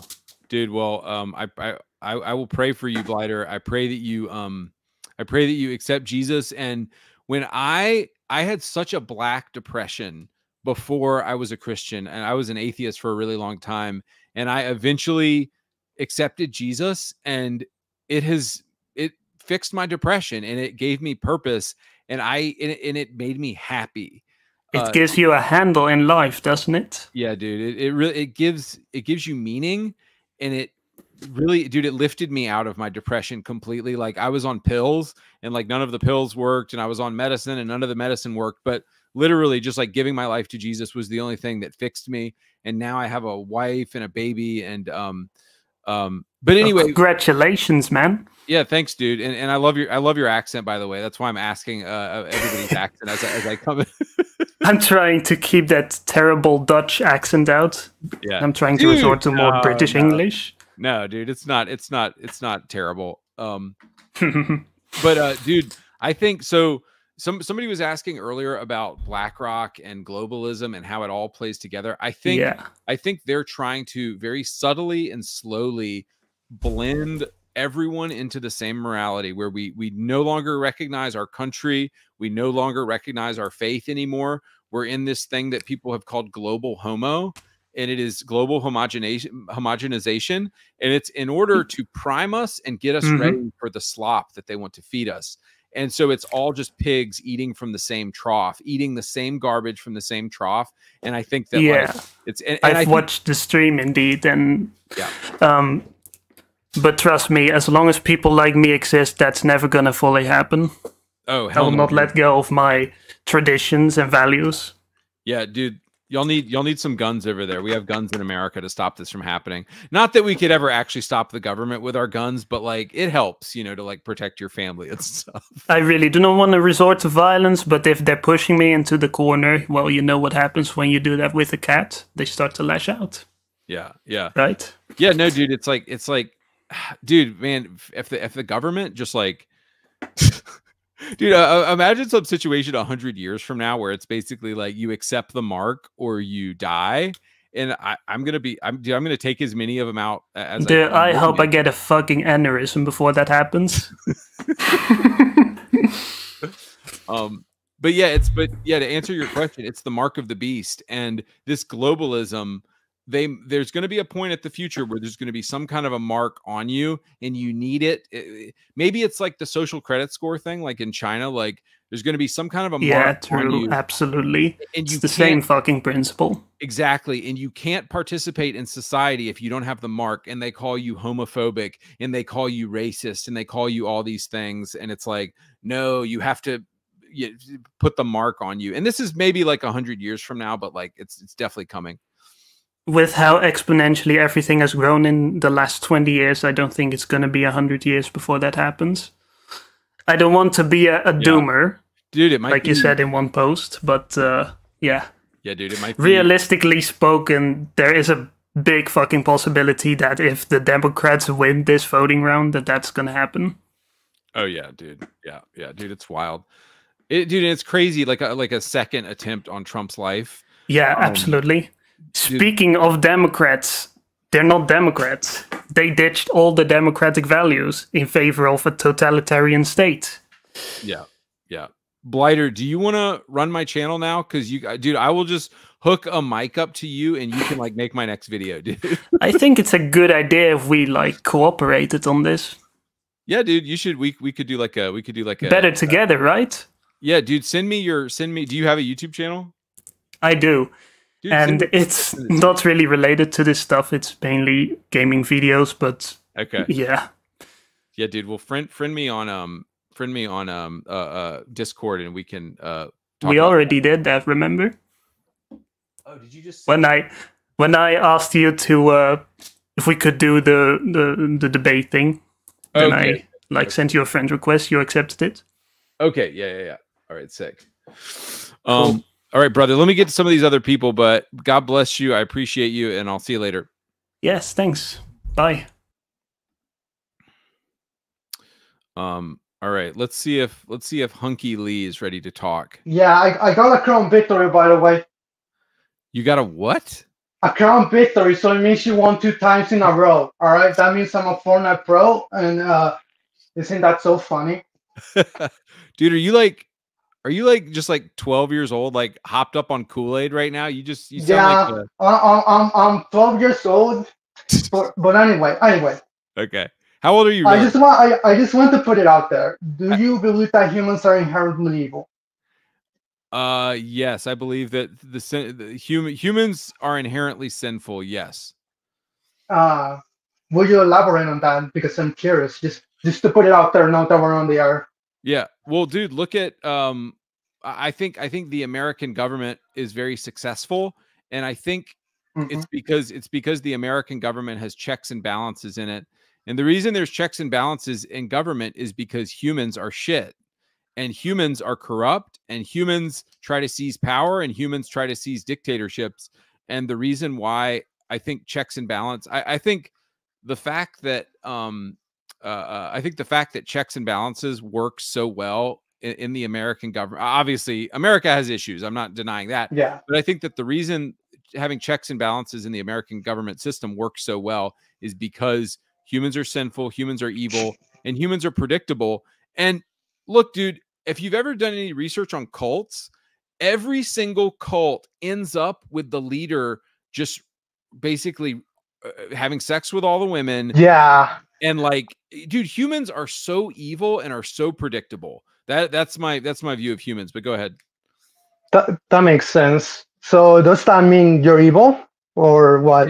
Yes. But by the grace of God, I am evil as well. And that's why I need Jesus, because Jesus changes people's hearts and he sanctifies people. And my wife always says that if you ever see anything good in her, it's not her, it's Jesus coming through her. And I love that she says that, because she's saying there's nothing good in me. It's all glory to God. And that's what I think. So does that mean without Christianity, without God, you're evil? There's nothing redeemable about you. Straight away, you are evil. You are nothing. You're useless. Is that what you're saying?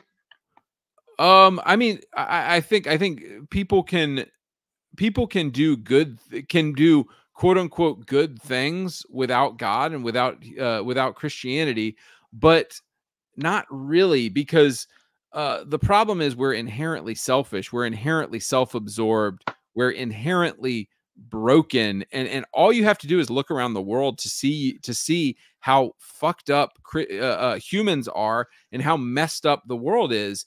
And Jesus is the only solution to the world's problems, because he changes people. His love, when he has a relationship with somebody, I have seen people change dramatically when they give their life to Christ. And the only hope of the world is Jesus, because it changes people. I understand, but that is basically what you're saying. You're nothing without him. Amen. That's what the Bible says. Yeah. The book left is nothing without Jesus. That's why they suck, right? Does that mean without Jesus you will be a pedophile? Right? Is that what you're saying? I'm not Who's to say you're not a wolf in sheep's clothing pretending to be a right wing, right? No, I am right. And who's to say I'm not the same? Right. I am right wing. I am right wing. I'll just tell you I am right wing. But yeah, I don't understand the jump in logic there of what you were saying. Yes, humans are sinful. Yes, humans are by nature evil, and we need God. We need direction from God, because yeah, we suck. Yeah. So if they're evil, who's to say you're not lying? What? Lying about what? About what you are, about what you believe, right? I'm not lying about what I believe. I said I was playing Fortnite, but what if I was lying? You know? I mean, you'd be doing what lots of humans do. Humans lie all the time. So you're evil.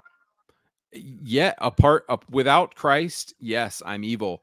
But here's the thing: when we have a relationship with Jesus, he wipes away all your sin and he makes you righteous. He makes you good. Well, he's able to take away all of our sin and all of our bad deeds, and he just sees us as righteous and good because we put our faith in Christ. And that's the only way we can do it, because look, otherwise you're stuck with trying to play the morality game and trying to build your own righteousness, which you can't do, because we all fall short. Even look, dude, even the best person on earth still falls short of being a good enough person to get into heaven. I mean, I feel like that's a very shallow way of looking at things. That without Christianity, you're nothing. When there are multiple religions out there with their own problems, of course, that exist without it, and people that still follow them to this day, they're totally fine and they're good people. Oh, right. Okay. So I would say outwardly, yes, those people are good according to their own standards, just like woke people are good according to their own standards, but they're not good in God's eyes. What God says is the only thing that matters, because God decides where we go when we die. So I want to please God. I don't care about pleasing man. But you don't know if that's actually the God.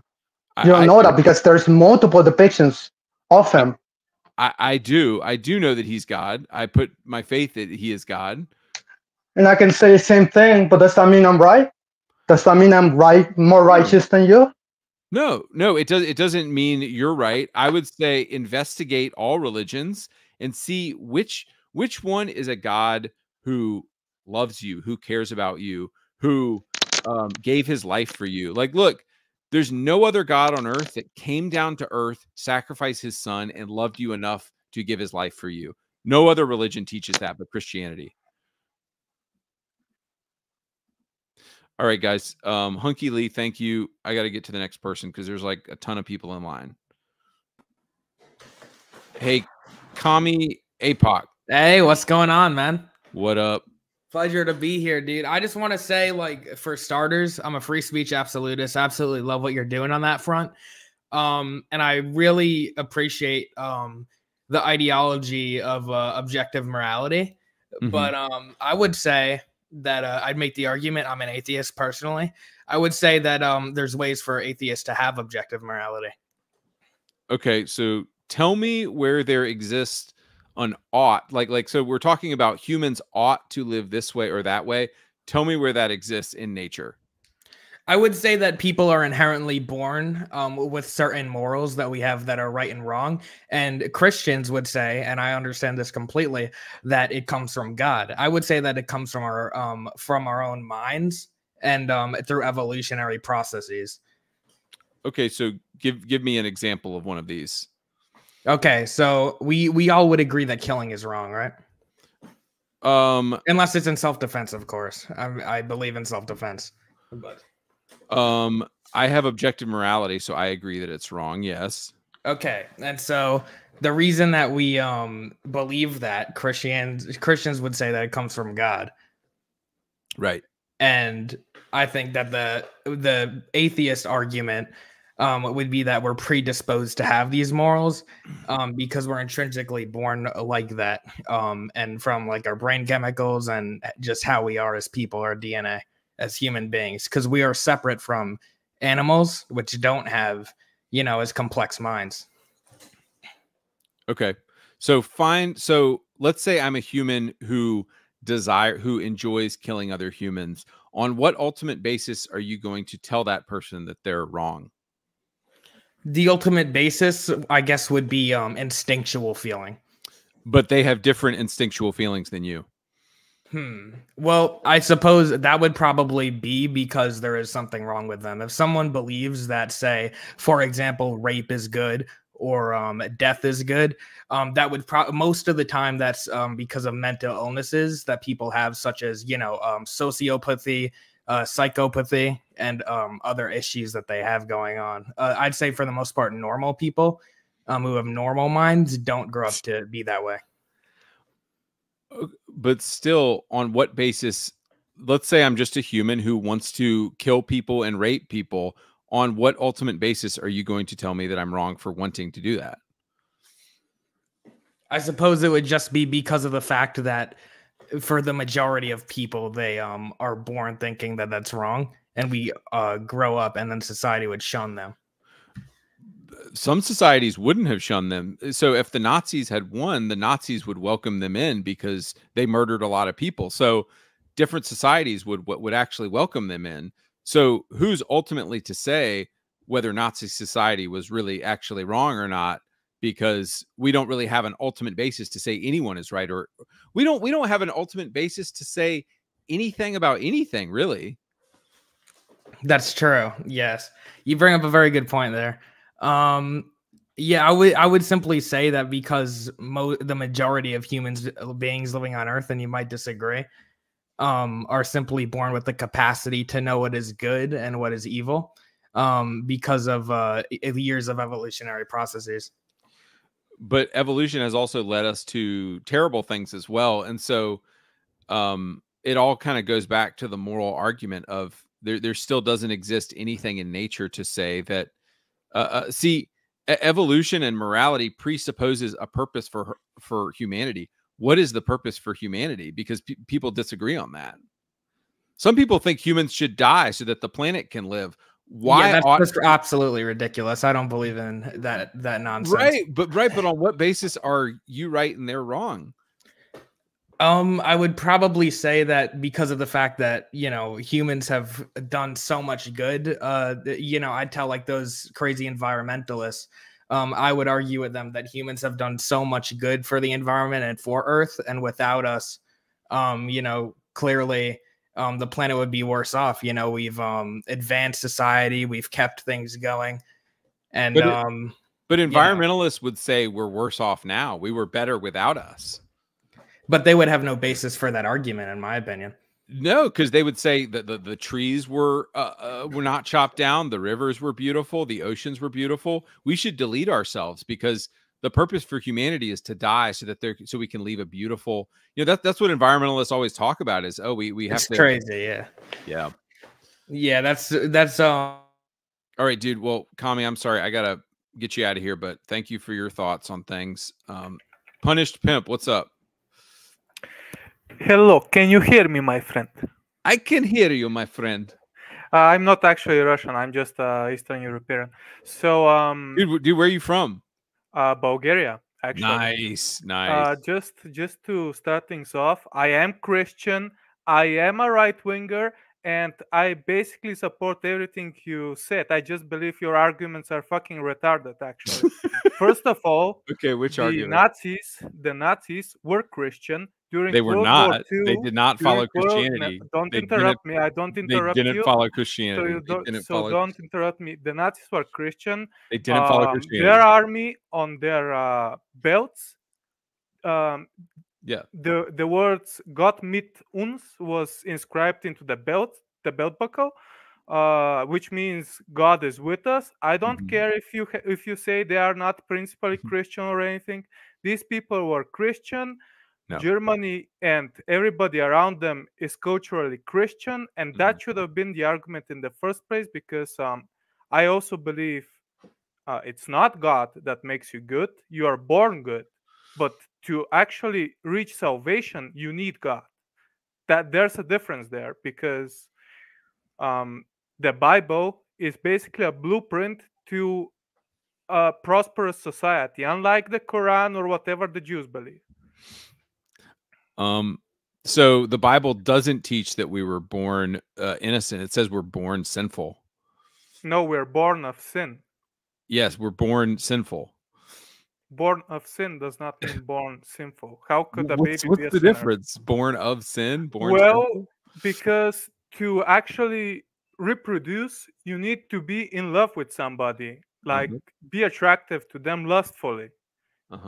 That's what I believe is the meaning of this, because how can a child be born with sin in them? Like, when you see a baby, don't you think that's like the purest?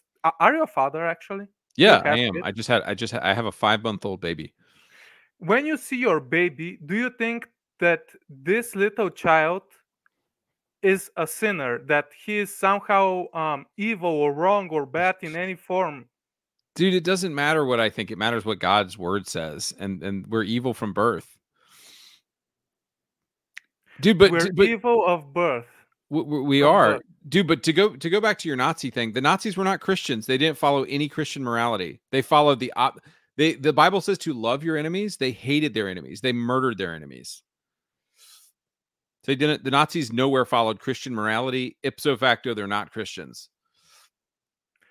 I don't think so. For instance, I believe the Crusaders were very angry at the Muslims that they slaughtered. And they were the most Christian people around. I don't think love thy enemy means that you should love them as we perceive love. I think it's like something about not judging them. Yeah, the Catholics were disobeying God when they murdered all those people. I agree. we should not have wars in the name of religion. Jesus taught to love your enemies. No. The wars were instigated by them.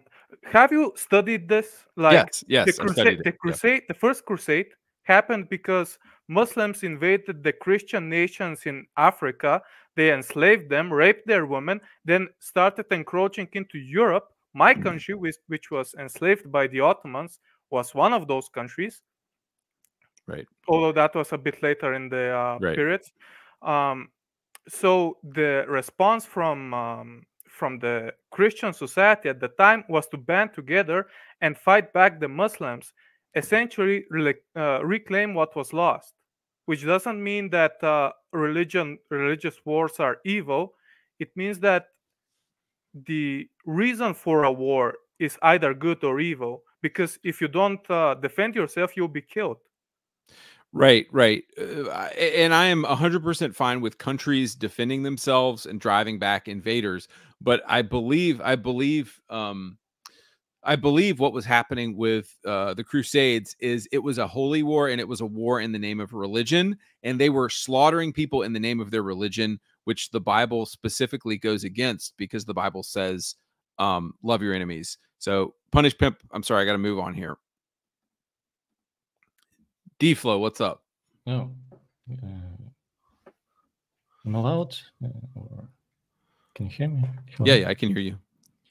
So, first of all, Bible was changed. It's called Islam, and it's shit. Sorry. You just said the Bible is changed, and it's was called changed. Islam? It's called Islam, and it's shit. I think it's. Oh, just cool. want to say that. Oh, cool. When was the Bible changed? Islam.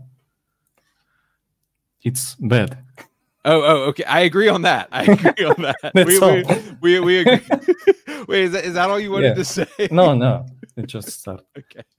So, well, as a Christian, I believe in respecting everybody's religion. I obviously think Islam is wrong. I think Christianity is the true religion, but I'm not going to go attack Islamic people. I'm not, I don't think they should be slaughtered in the name of religion.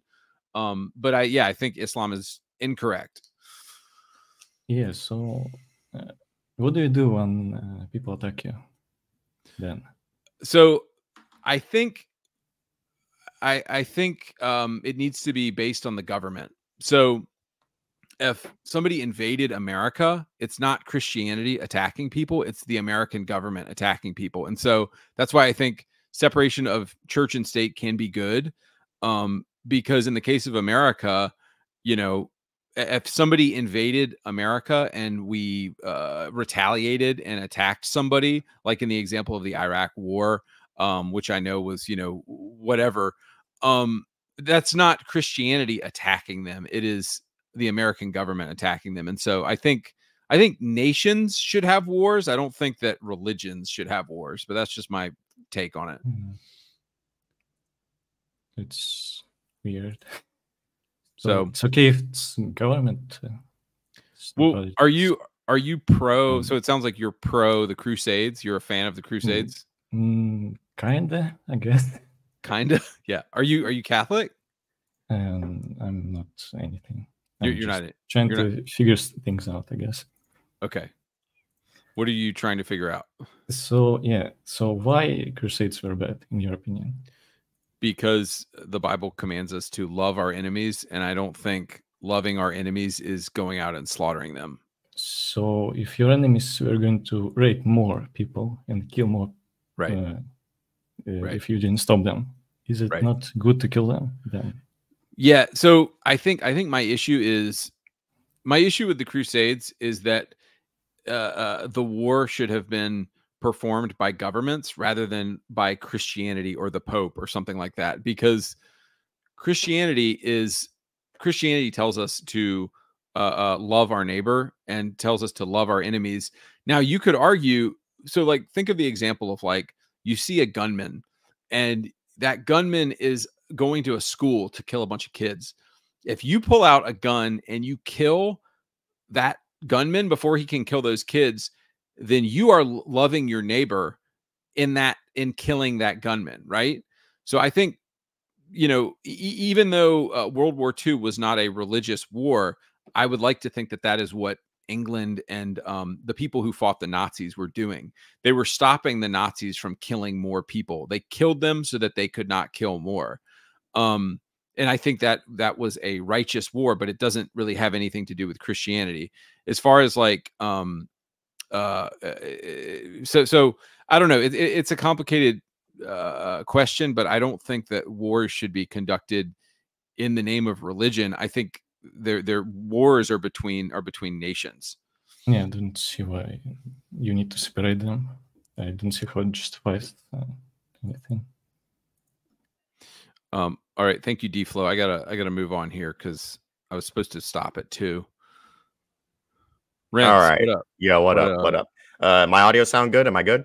Yep. All right, cool. So I just wanted to ask your opinion. What do you think of internet grifters? Is this because you're gonna call me an internet grifter? No. I'm not calling you an internet grifter. I just want to ask you, like, what do you think of people who fake like their opinions and stances on things in order for like money, views, ad revenue, clout? What do you think of those people? So I think if you're talking about my old channel, I've always been anti-woke. I've always talked about woke stuff. And so me personally, I've never changed my stance on that. I've changed my stance on Xbox because Xbox became gay as shit and is now pushing LGBTQ trash. And so I have changed my stance on Xbox within the past year. But if you were to pull up my old Xbox channel and I still had the videos up, you can see I always talked about woke stuff. I know. But here's what I want to get to, right? Yeah. So in your most recent video where you call it ActMan, Bellular, and SkillUp, you mentioned that ActMan is like I don't remember what exactly you said, but some sort of like liberal left woke cuck. Because in their video, well, it was a plethora of reasons, but one of the reasons you brought up was he didn't talk about how Concord had 3 black females in it and 0 white men.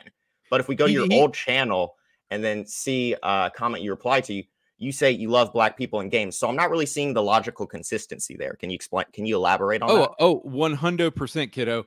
I love diversity. I'm totally fine with diverse characters in games. But do you not see how 3 black women in a game and not a single white person is a little bit wacky? I mean, I don't see how it's a point. I don't see how that's a thing worth bringing. Like, so you don't think how that's weird? So you don't think it's a teensy bit weird to have 3 black women in a game and not a single white dude? You don't think that's like a little bit weird, considering like a lot of white dudes play games? Well, I think in that sense, what I think, right, is sure that's weird. However, is it really a big enough talking point to be like, oh, well, this guy didn't mention this, so they're a woke liberal cuck pushing communist liberal agenda? Like, I don't see how that's like a big enough talking point to use to try and actively use that against another creator to try and call them woke and say, you know, the corporations are using them as a mouthpiece. Well, clearly everybody disagreed with you because they loved my video. Okay, well, now we're just arguing like numbers and whatever. Now we're just like, well, ratio. Is that we're using Twitter logic now? Brother, what is the cuck chair like? Because you sound like a leftist. I mean, I guess if I'm considered, I guess. All right, get that loser out of here. Tasty Treats, what's up? What's up, man? Can you hear me okay? Yeah. Good, man. Good. I bring tasty treats for the townsfolk. Dude, hey, where are you from? I'm from Chile, South American. Dude, can I want to bottle up your accent. You've got an amazing accent.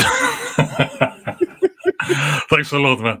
Dude, I could. You need to do voiceovers. Like, I can just hear your voice, like, selling I actually worked as a voice actor for like 12 years here in Chile, so it's probably because of that. Yeah, dude. Well, yeah. Sorry, go ahead. No, your videos are completely hilarious. Dude, thanks, man. I'm not here to debate, really. I just want to put something forward up for discussion that I think is relevant regarding. First of all, are there any words that I'm not allowed to say? So words that can maybe say try to. So, dude, I said rape earlier and I didn't get banned, but maybe say like R and mustache man and like I don't know. I said Nazi or whatever. It's fine, dude. Just say whatever. Yeah. Okay. So can I say pedo? And yes. I said it a bunch. Yeah. So back in the day when I was in university, I had to do my thesis, right? I studied journalism, and I came across studies about pedophiles, and I started investigating. And from the research that I did, it turns out that their brain is different. Their brain is actually wired different. Like their brain mass is different. Like they did brain scans and found out that they have an issue where they the response that all of us get when we see a child is the natural inclination to protect them. In their case, their brain interprets that emotion as, well, arousal, right? And there's a difference between pedophilia, which is the inclination, and pederasty, which is the crime, the actual crime, right? Right. So what I wanted to do in my thesis was to interview pedophiles, but not criminal pedophiles, like those who feel the attraction, as horrible as it sounds, right. But they are aware that it is a problem, and they do what they can to control it, right? They are active members of society, but they have this issue, right? It was pretty weird. And then I started studying what the Japanese do about them. The Japanese have no issues with this. They actively sell content for pedophiles, but they do have very strict measures. Dude, are you a pedo? No, I'm not. I'm not trying to. Okay, good. Okay, good. I'm just no. Relax. Okay. What I'm trying to say is that there's a consensus that this is a brain issue, right? Okay. And there are also penalties in place for when people commit the crime, right? And they go to jail and all that. So nowadays there's this issue with trans people, right? Right. And I think a lot of the discussion is tainted by the fact that there is no medical consensus on this thing, right? So, for example, if we were able to determine that trans people have an issue in their brain that they cannot control, for example, then a lot of the political discussion disappears because there's a consensus. There's something factual that we can actually talk about, right? Right. They cannot control it. They were born this way. Okay. So I wanted to, and we don't have that consensus. I think that there are research around this topic, but I think it has been deliberately hidden or obscured for political reasons. Okay, what do you think we should do with pedos? With pedos, I think that pedophiles should be offered treatment and help so that they not become pederasts, because pederasty is the crime. That's something that we punish, and I think there's a consensus around that it's completely unacceptable. Right. But I think that when there's a person that is born with their brain fucked up, right, and they cannot do anything about it, instead of ostracizing that person and increasing the risk that that person will become eventually a criminal, that allowing that person to receive medical help, professional help like psychiatric help or something like that, is better, right? That's what I believe. Okay, and you think trans people should be treated the same way? That's the thing, because if for example, we determine that a trans person is trans because they were born with something wrong in their brain, then there's treatment about it. Like there's an argument to be made that that person needs help, needs intervention, and etc. Then we can help them, right? But if there is no such thing as a physical problem, then there should not be any intervention physically. There should be psychological help. Are you following me? I think this is very important when it comes to children, for example. If a child, for example, if there is no medical basis to determine that a child is quote unquote trans, then you should not treat that child with hormones or things like that, because there's no basis for it, right? And nowadays we see in Western media that just because a child says that they are trans, they can be subjected to hormonal treatment, and that can lead to disastrous results later.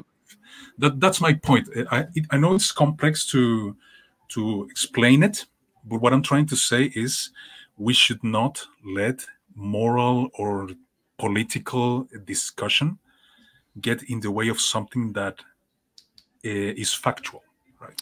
Right, that you think is scientific. I think that it should be scientific, or at least we should strive to make it as scientifically as possible, so that political arguments do not get in the way, and that we can protect people that from harm. For example, if a child is given hormones for something psychological, and then later in life that person changes his mind or is healed from that psychological issue, well, at that point their body is already fucked, so we have already damaged them, right? Right. Yeah, I know it. I just don't think we're going to get to consensus at any point. Certainly if they, but see, it's kind of like the gay thing. Like, gay people say I was born gay, and then Christians say, no, it was a choice you made. And like, I personally think that like people are born with certain inclinations. Like there are people who are born very lustful. There are people who are born very effeminate, and like, I think that doesn't absolve anybody of responsibility just because they were born with certain inclinations. Yeah. But what I do agree with you on is that like, if we could ever truly make it a scientific thing, which I just don't think we can get there, but if we could make it scientific, if there was truly a scientific cause behind it, then like I said, there are in at least when it comes to pedophiles, there's already a consensus. Like their brain is different, it's wired differently, it's different. So there is a case there, right? Yeah. And there's hey, Tasty Treats, I'm sorry to cut you off. That is very interesting. I just got to move on here. But what you're saying was pretty interesting. All right. Jay Tolls, what's up? How's it going? What's up, brother? So, I want to say off the bat, I am Catholic and I do identify on the right.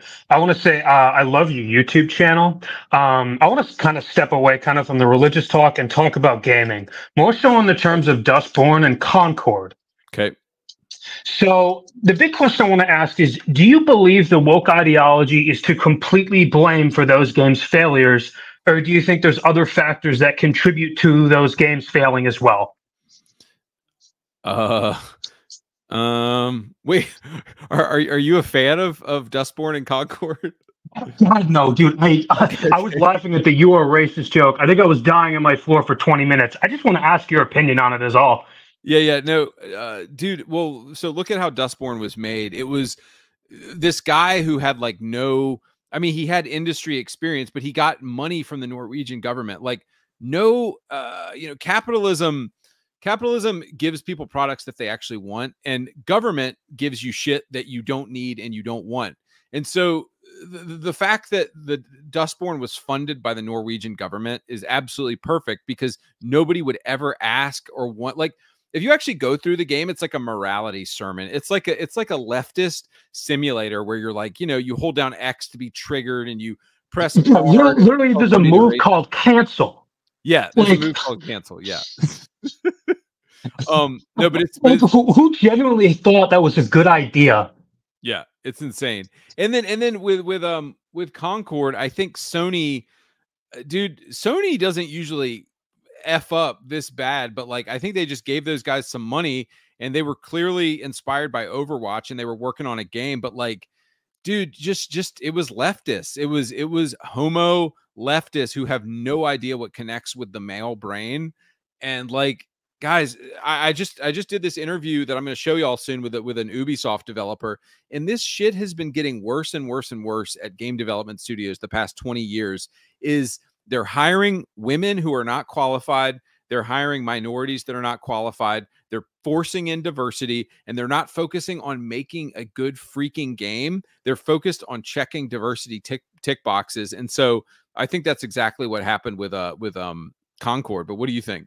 So this is also going to kind of go into my follow-up question is, why do you think these gaming studios have done this for so long? You would think after like, what, 10 to 12 years of failure after failure, they would at least try to correct their actions. Why do you think there's so few corrections in that aspect? Obviously, we see Space Marine 2 and Wukong striving to just be fun games. Why do you think AAA hasn't picked up on that yet? Dude, really think about it. This rejection of woke trash, it's really begun this year. I feel like this year, 2024, was when people finally woke up and, like, sorry for the double entendre there, but people woke up to wokeness in 2024. And so I think people have only recently become aware of like, dude, look, I look back at like 2017 and I remember playing Wolfenstein 2, and I didn't really even notice that the game is woke because I was just sort of like pulled along with the culture like everybody else. Like the progressive shit has become more and more popular and more seeping into video games the past 10 years. It's just been getting worse and worse and worse. It's visualized like the heat on the water being turned up on the frog in like a frying pan. And it's like, finally we just jumped out. And like I saw somebody in the comment mentioned Battlefield. Like Battlefield 5 was a great example. The woke stuff has just finally hit a tipping point where it has so infested games, and we're so sick of it that it's like, I feel like 2024 was the tipping point. So to answer your question, I think it's only been recently that companies it's only recently that companies have realized that going woke means going broke. Yeah, for sure. Because like I played through Battlefield 5 because I was always a big Battlefield fan. When I saw that trailer of like the woman with no arm holding a machine gun going under the tank, I just went, "What the fuck is this?" Like it was baffling to me how these companies keep thinking that their consumer base wants this. Most women who play video games, let's be honest, there's some data, and heck, I can't believe I'm bringing up ActMan in this. He brought up in one of his way older videos, most of them play match 3 or sim games. They're not playing Call of Duty or Battlefield or heck, even CSGO. They're playing match 3 if you just look at the data. So why are they appealing to 5 to 2%? It makes no sense.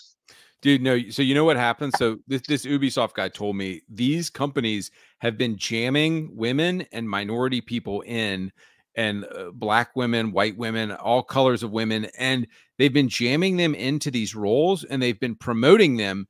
And when you put a woman at a video game studio who doesn't know how to do her job well and is basically a retard, she's gonna.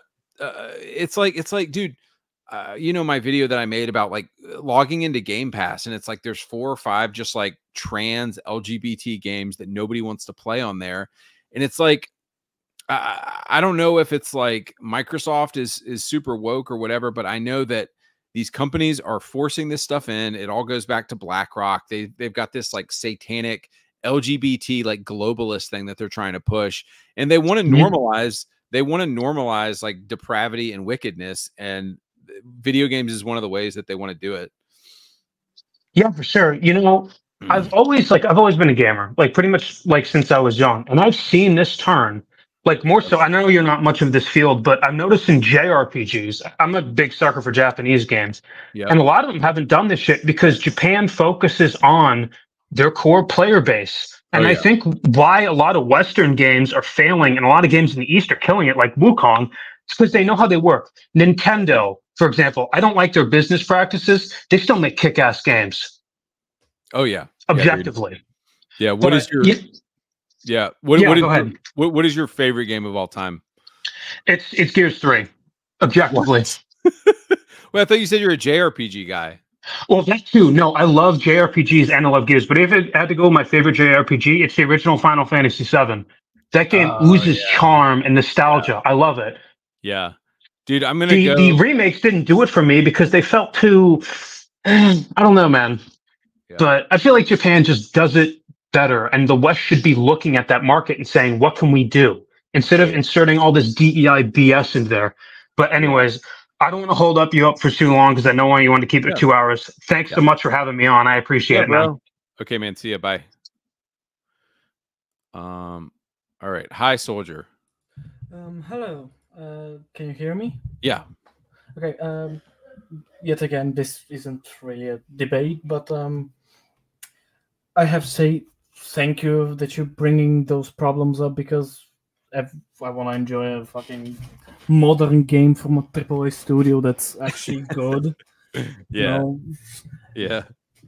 I also have to say that oh damn it, I'm stressing out. Hey, where are you from? Bulgaria. Actually. Nice. Love Eastern Europe. Oh, dude, it's getting crazy in here.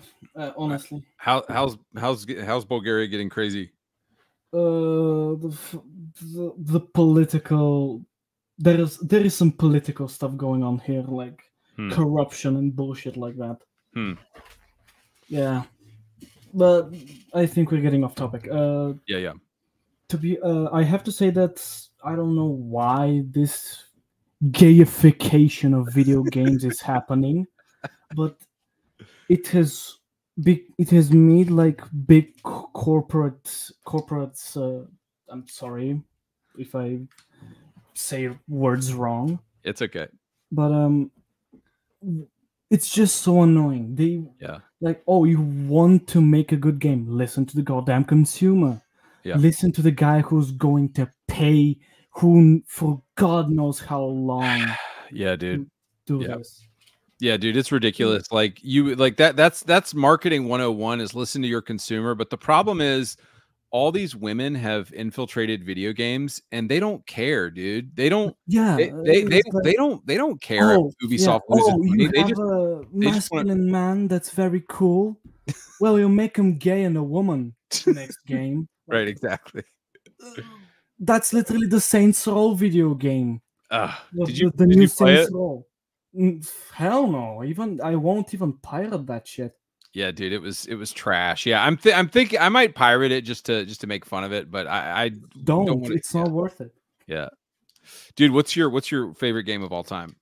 Oh, that's hard because to be honest, I don't have many, but probably maybe Diablo 2. Nice. Original. Nice.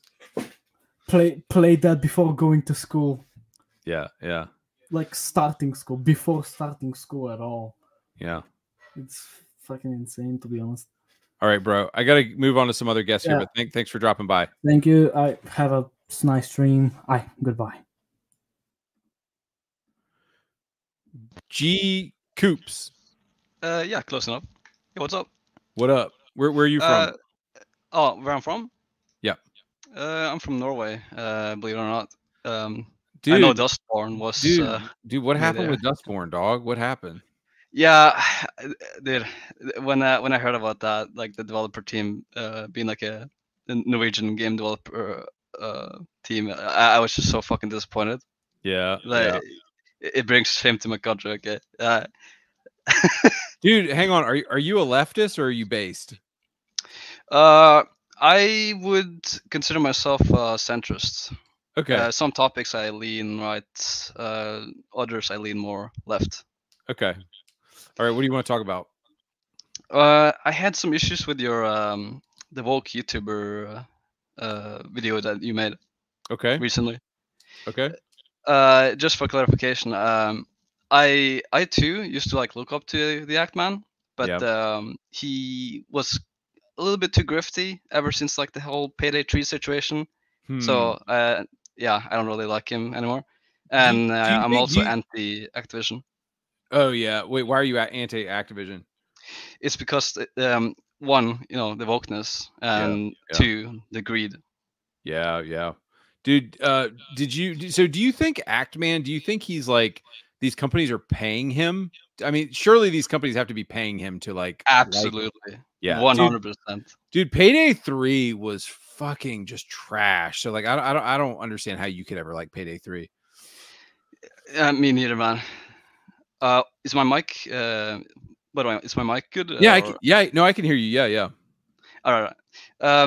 I guess the first thing I wanted to bring up was that you claimed that Activision was satanic and pedophilic. Yes.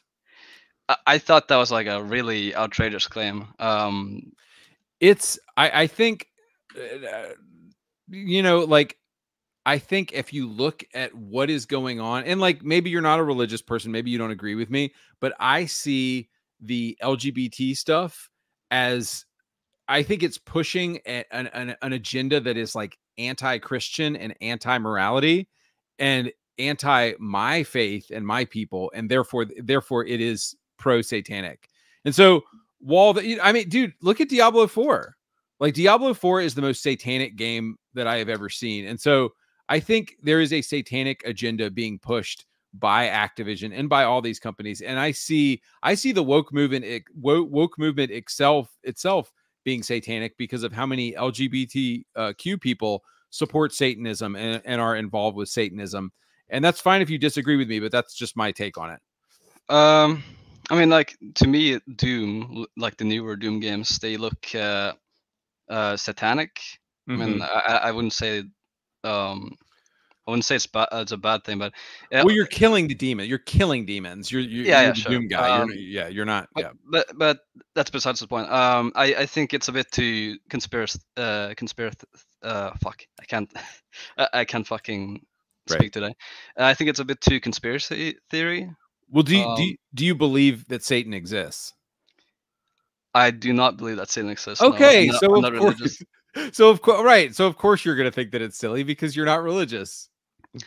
Yeah, and that's fine. That's fine. The second point I wanted to bring up was you claimed that the ActMan was woke. Yes. I'm a bit baffled by this because you from what it like sounded like in your video, just him not talking about it means that he supports it. That's like that. Yes. Yes, because he avoids it. Like, why would he actually talked about this stuff in his old videos, and now he skirts around it and he completely avoids. He never points out the uglification of women. He never talks about the woke stuff. And I'll tell you exactly why. It's because he's in deep with these video game folks and the journalists and YouTubers and game developers, and he doesn't want to piss these companies off because he knows you have to gobble down the woke stuff in order to stay friends with these people. And so I don't think that's a stretch. I mean, I will say this: he is a grifter for sure. I mean, I made a response video on his like petty situation, but at that point, I just don't agree with it. I don't really like this us versus them mentality. I think it's a bit cancerous. Cool. Well, I think atheism is cancerous. That's fine. Okay. All right. Well, I'm going to move on here, but thanks for stopping by. Internet friend. Hey, what's up, dude? Is my mic good? Yeah, mic's good. All right. Before I wanted to move in, I saw some news on the Twitterverse, and that is apparently Dragon Age Wellguard or whatever is adding top surgery scars. Have you seen that shit? Or no? What are you talking about? Well, yeah, I'll send it to you, dude. I'll send it to you. Enough. But yeah, that's there. That's besides the point, right? That's So I wanted to ask you about like what's the strategy really for like avoiding like woke video games nowadays? I mean, people are seeing, they're seeing the blood in the water. Yeah. They're seeing these video games and they're not buying this, and they're seeing like these games like failing. So what can people do, like besides like I guess support for the least woke video games, right?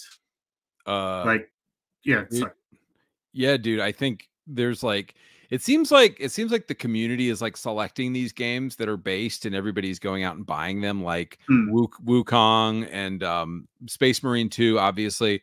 So there's there's a couple base developers, and then I think like dude, Saber Interactive is tiny. Like the guys who did this game, it's a pretty tiny studio, and I think as soon as like people are, dude, these companies are smart. They're going to very quickly realize that you make a based 2007 throwback game, you're going to make a lot of money, and people, and I think there might be a gold rush of cool games like these. But I think for now, all we can do is support these games, which are rare. Like Space Marine 2 is a very rare game, and go back and play old stuff. Like that's all we can do. Play old stuff, play Ready or Not, play based games, and then don't support the crap at all. Like don't. Like people say that they hate it, and then they go play Call of Duty, and they go play Apex, and they go play Fortnite, and it's like you can't like, dude, if you freaking give them money, we're supporting this trash, you know? Well, I was playing recently the Ratchet and Clank series, the original one on the PlayStation. Oh, nice. Yeah, I finished the second game, and I could say it's like a breath of fresh air. I don't know if anyone in chat. Oh yeah, dude. Yeah. Yeah, dude. Was that you said that was on PS2? PS2, yeah, that's when it was original. Well, at least that's when I played it first. But there's PS3, all that stuff. So, on the indie game question, what's your opinion on that? Dude, absolutely. Like, but I think the problem with indie games is it's like, yeah, dude, I'm 100% in support of indie games. Like, I think Ready or Not is like a 1A or a AA game. Like Ready or Not, I mean, it's fucking 900 days, bro. Like, oh no. Oh no. I mean, it's an awesome game, but what I mean is it's not from a AAA studio. Yeah, it's still an indie game. And so, yes, no, I'm 100% in support of supporting indie games, but I think it's hard to get people rallied around. Like I was talking about this fairly based game called The Great Rebellion that I really liked, and it's just like a little pixel shooter, but you can't get people like really rallied around. It's hard to get people rallied around small indie games. We need like a big release. Like I feel like Space Marine 2 almost looks like it's practically a AAA game, and people got excited about it, and it's like so I'm. And Jeremy Swanson mentioned in chat, Kingdom Comes Deliverance too. Oh yeah, exactly. Oh dude, that game's gonna be based as hell. I can't wait. Hope they don't screw it up.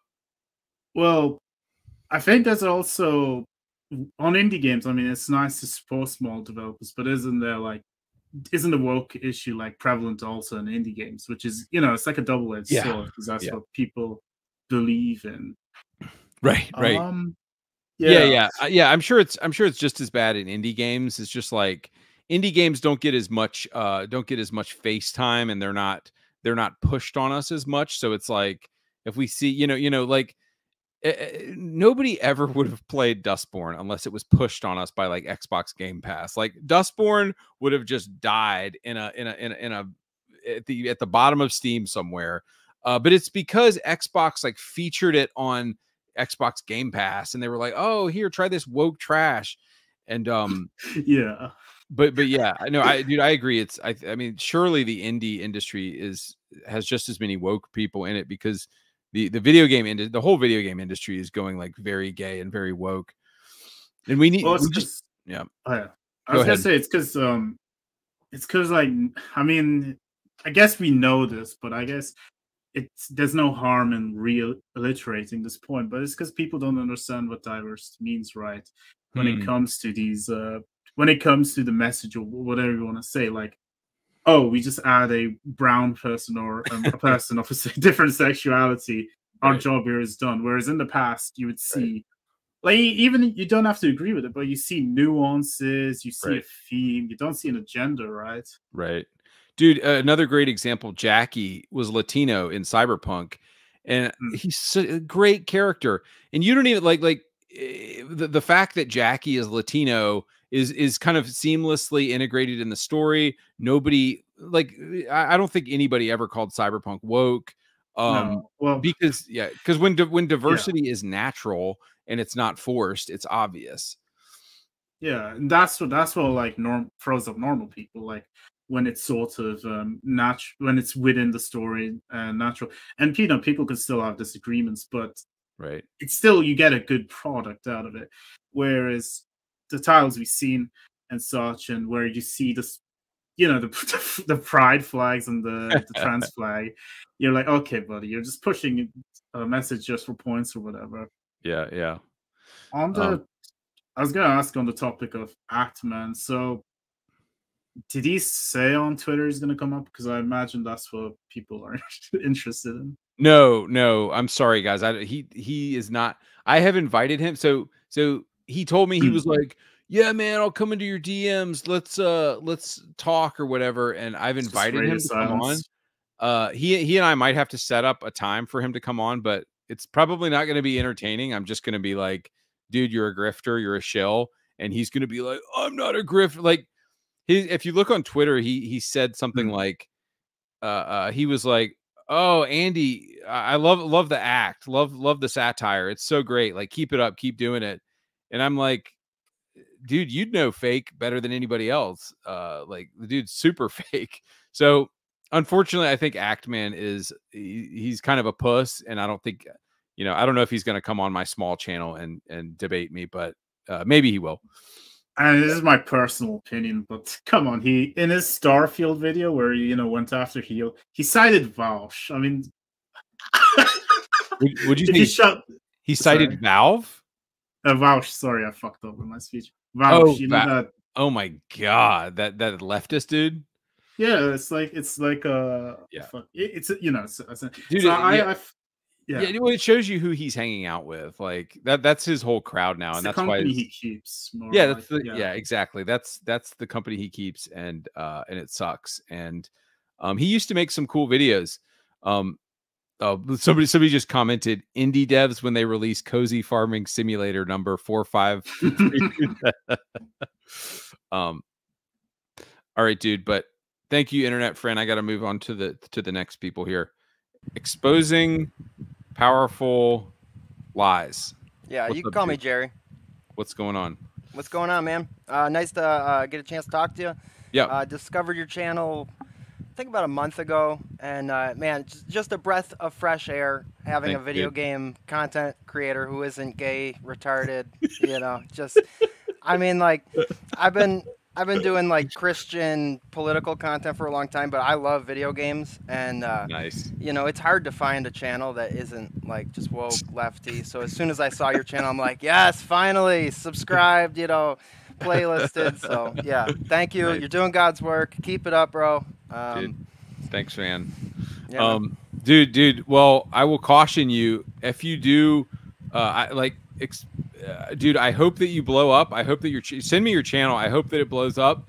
If you do blow up like my freaking channel did, you might have to protect your face and your identity, because I get like daily email like death threats from people. I've been doing this for 5 years, which is honestly pretty pathetic and embarrassing, because I only got 2,500 subscribers. Dude. But it's like a little passion project. I'm a part of this circle on the internet called the Orthosphere. I don't know if anybody's heard of it in the chat. Basically, Orthodox Christian. Nice. Our biggest guys are like Jay Dyer. David Patrick Harry, he does Fourth Hour over at IW. Don't want to say the name of that, you know, AJ, IW's, you know, using code words for the algorithm here, but you know, we're a small little circle of Christian content creators and stuff, and so I basically I'm just like a little the redheaded stepchild of the group, so to speak. But you know, I like to make friends and network and bring people on, do interviews, bring on priests and, you know, different people, and just do conversations about the world and politics and the craziness going on. And you were talking about the sort of tidal shift this year with sort of people like giving up woke and waking up to that. I mean, we've seen this trajectory going for, you know, my entire life. I've seen it ramp up, and then people sort of, when I was a kid, you had this small like Tea Party Ron Paul type boomer uncle guy. They were like the little seed that's now burgeoned into this massive thing. Where people are like, yeah, this is fake and gay. Like, I don't like this. And I think it's a pragmatic thing, dude. It's fake pragmatic. and gay. That's the name of my new channel, Fake and Gay. Yes. That's a meme. You haven't heard that one? Yeah, I've seen that. Space is fake and gay, bro. Dinosaurs are fake and gay. Did you say space is fake and gay? That's my favorite. That's my favorite one. Hey, dude, what's your Discord username? Exposing Powerful Lies. That's my YouTube channel. That's my handle on everything. Instagram. Okay, sick. Yeah. Hey, yeah. So I'm just making a note here, so because I want to contact you later. Yeah. Yeah, I basically little edited version. I was a hardcore militant lefty in high school, an anarcho-communist. I ended up right out of high school becoming like an eco-activist. What they would call an eco-terrorist. I ended up hopping trains and hitchhiking for about 10 years and lived the hobo lifestyle. And through that, I started to wake up through my activism, started to see like the dark underbelly of leftist activism, and that sort of woke me up to, hey, maybe I'm kind of dumb, maybe I'm wrong, maybe I got some holes in my philosophy here, and atheist, all that, the typical leftist stuff. And then right around 2016, right around the really 2015, right when like Trump was getting ready to run, that's when I started to have that worldview paradigm shift. And it wasn't until about 2019 that I became a Christian, and ever since then, just praise God. Yeah, exactly. Glory to God, man. Dude, and I love the Orthodox Church, by the way. I know I'm like non-denominational Baptist. I like look at things slightly differently, but I really love you guys and how y'all look at things through like talk about mystery and faith and things like that a lot. Yeah, would love to chat with you sometime on that. But yeah, I grew up Baptist, and I apologize for the airplanes flying in the background. Sitting on the porch, live right next to an airport. Dude, somebody in the comment just said this guy is a legend. Oh, who is it? What's his name? He's probably in my Yellow Octopus. Is this one of your fans? No, I don't recognize him from the chat, but thank you, Yellow Octopus. But I love the kind words of the Orthodox Church. He said based hobo life. You were living the based hobo life. Gee, Dizzy, Zam. I don't recognize any of these people from my chat, but they know me, so that's cool, man. At church, I get people walking up to me going, "Oh, exposing powerful lies." It's the weirdest thing because like I'm a tiny creator, Dude. Okay, I want to give you some encouragement. I started making YouTube videos in 2020, and then I was basically hovering around 5,000 subscribers on like all of my channels. Like I couldn't get more than like 5,000. And then God did something this summer. I made one freaking video about masculinity and it got 3 million views. And now I have 150,000 subscribers. And like, I don't know. It's weird. Like I just got it. So anyway, you're being yourself and you're not pulling punches. And, but dude, I say all that to say that like, you never know what. Just talk about everything, talk about anything, and just be honest. And eventually, something is gonna like connect, and you're gonna wake up one day with 100,000 subscribers. So I'm just chugging along. It's never been about like the views for me. Like that's my philosophy. Is kind of what you said. It's just I enjoy doing it. Like if you do pop over and check out my content, like I fostered like a little community. So even though we're small, like just made so many friends, and it's just so much fun. So I just do it for the fun of it, and it served me well. And God is good, man. It's really been a blessing in my life. But yeah, dude, I know you got a bunch of people to talk to and stuff, so I want to hop off. But let's definitely talk a little bit and stay in touch. All right, and keep at it, brother. Peace. See you, man. Bye. Daniel, what is up? Hello. Can you hear me? Hey, hang on. Sorry. Yeah, Daniel, can you hear me? Yeah, I hear you loud and clear. Is my mic okay? Yeah, I can hear you. First of all, I'd like to thank you for having me here. Yeah. Never really get much of an opportunity to debate, but I'd like to preface everything by saying that I'm not here to sway you because, in my opinion, debates are not about convincing the other person to see things from your perspective. It's about gaining insight, basically understanding what the other person is saying, thinking critically about it, and gaining something out of it. Okay. So first of all, I'm neither on the left nor am I on the right. I am a centrist or a moderate, however you want to call it.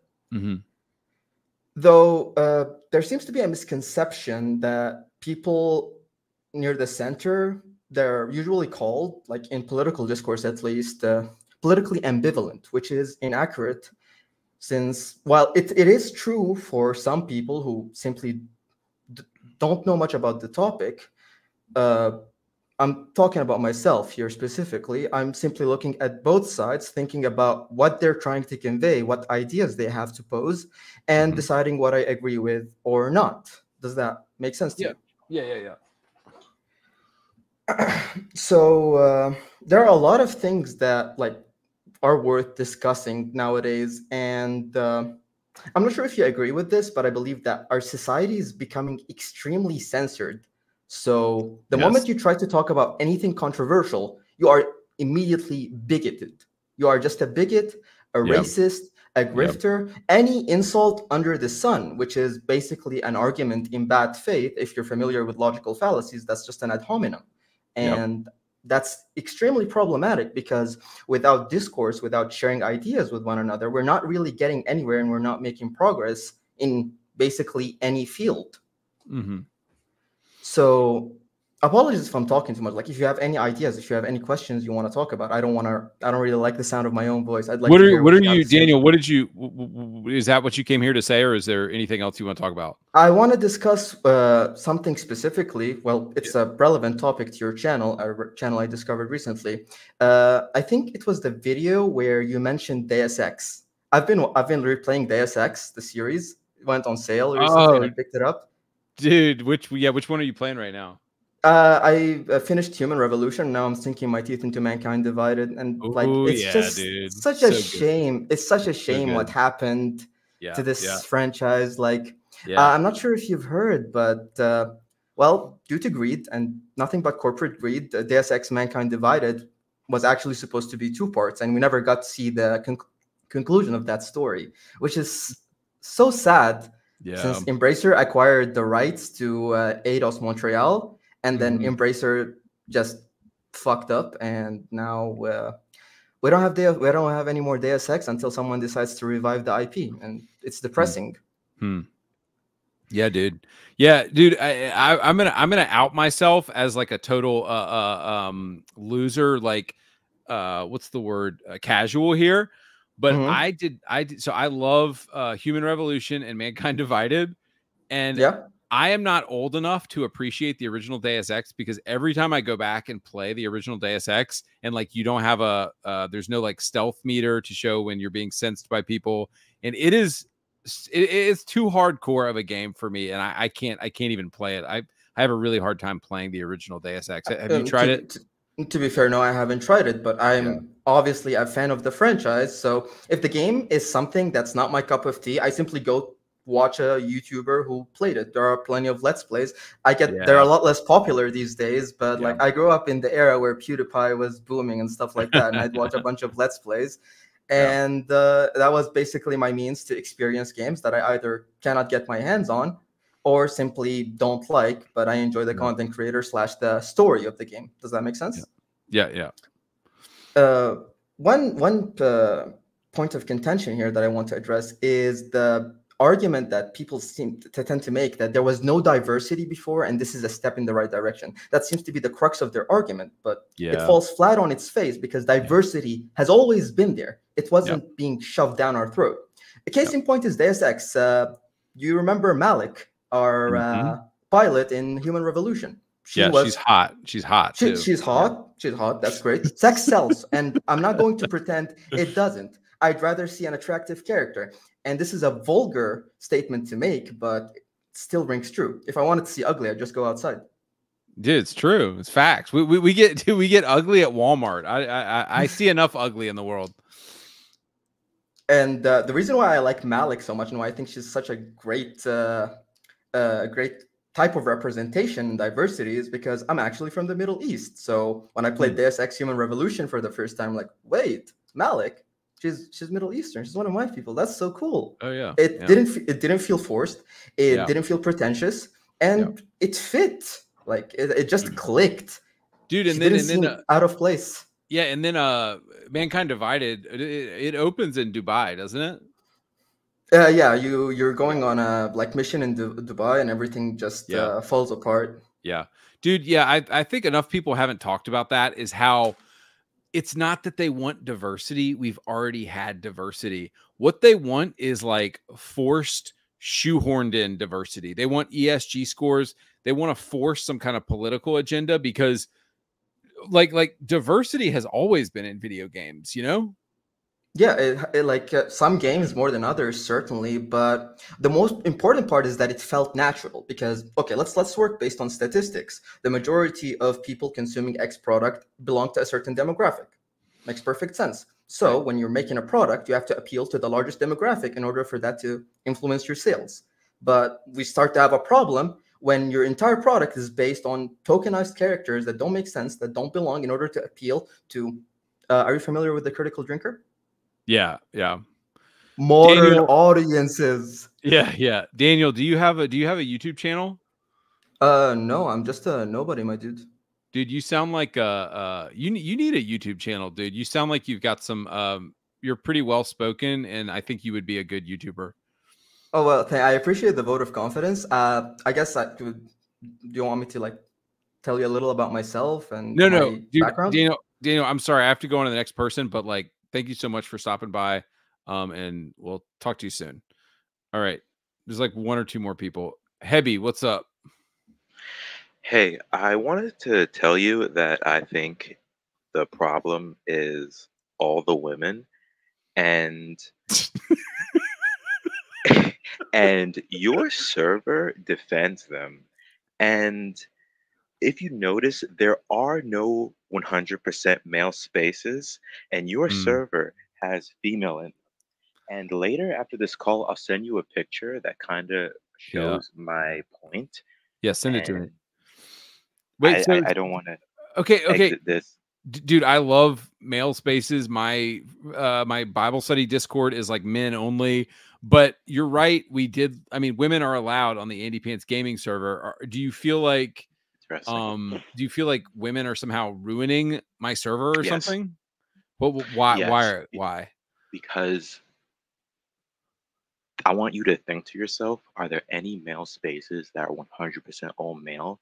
Because yours isn't. You just said so. You have a religious server that's all men, but the entire thing is not all men. And the picture I was going to send you is this guy talking about how they invaded Star Wars, they invaded this, they invaded that. They're an invasive species, and they're parasitic. And Dude, but this is like their nature. Dude, but like also women are also beautiful, and I am in love with a woman and I have a daughter, so it's like they're not all bad. Okay. It sounds like maybe you just don't like women. I agree with you that like the downfall of video games is largely because women got involved in video games. Agree on that, but I don't agree that like women are just terrible. Because is that what you think? Let me explain why you're wrong. When you said I don't like women, that's like me saying if you don't like kids in the club, you don't like kids. It's just like That's separating valid. the bathroom. Right, that's valid. You just think the server should be men only. Because but what doesn't exist. What problem? No, I agree. What problems do And as you grow in popularity, they're going to slowly invade you like the frog in the hot water. What problems are women creating on the server right now? It's like the frog in the hot water. It's not now, it's later. Okay. Because you're growing in popularity, and that's like the frog in the hot water. They're going to come slowly, and I understand. Okay, I gotta cut that guy off, but Hebby, you are a legend. He Hebby just showed up and he was like, women are the problem. So mad respect to that guy for being straight to the point. But I gotta get one last guest in here, and I'm supposed to get off. Tikok, what's up? Or how do you say your name? Hello, my friend. My name is Tezak. And okay. Yeah. Do you hear me good, man? Do you hear me good? Yeah, I can hear you. Okay, thank you. Okay. So I want to say, I enjoy your channel very much, and when I saw your videos first, I instantly agreed with you because you're true with all the games, the wokeness in the games.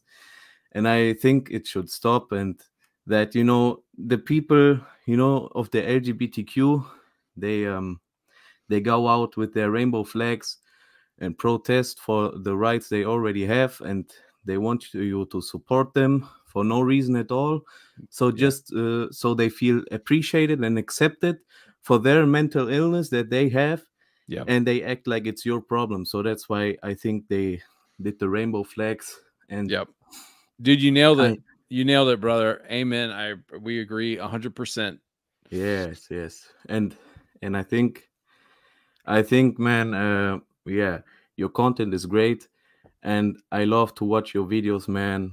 And yeah, it's good. I hope your channel doesn't get deleted, because you're the only channel I know, the only guy I know who's against the gay propaganda and all that, and who speaks the truth for once.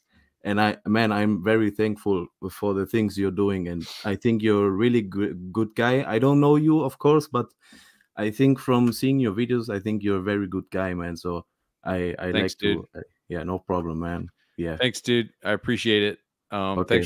Thanks for stopping by. All right. Yeah, no problem, man. Yeah. Bye. All right, guys, this has been fun. My wife told me I had to stop at 2 hours, and I went like 3 hours.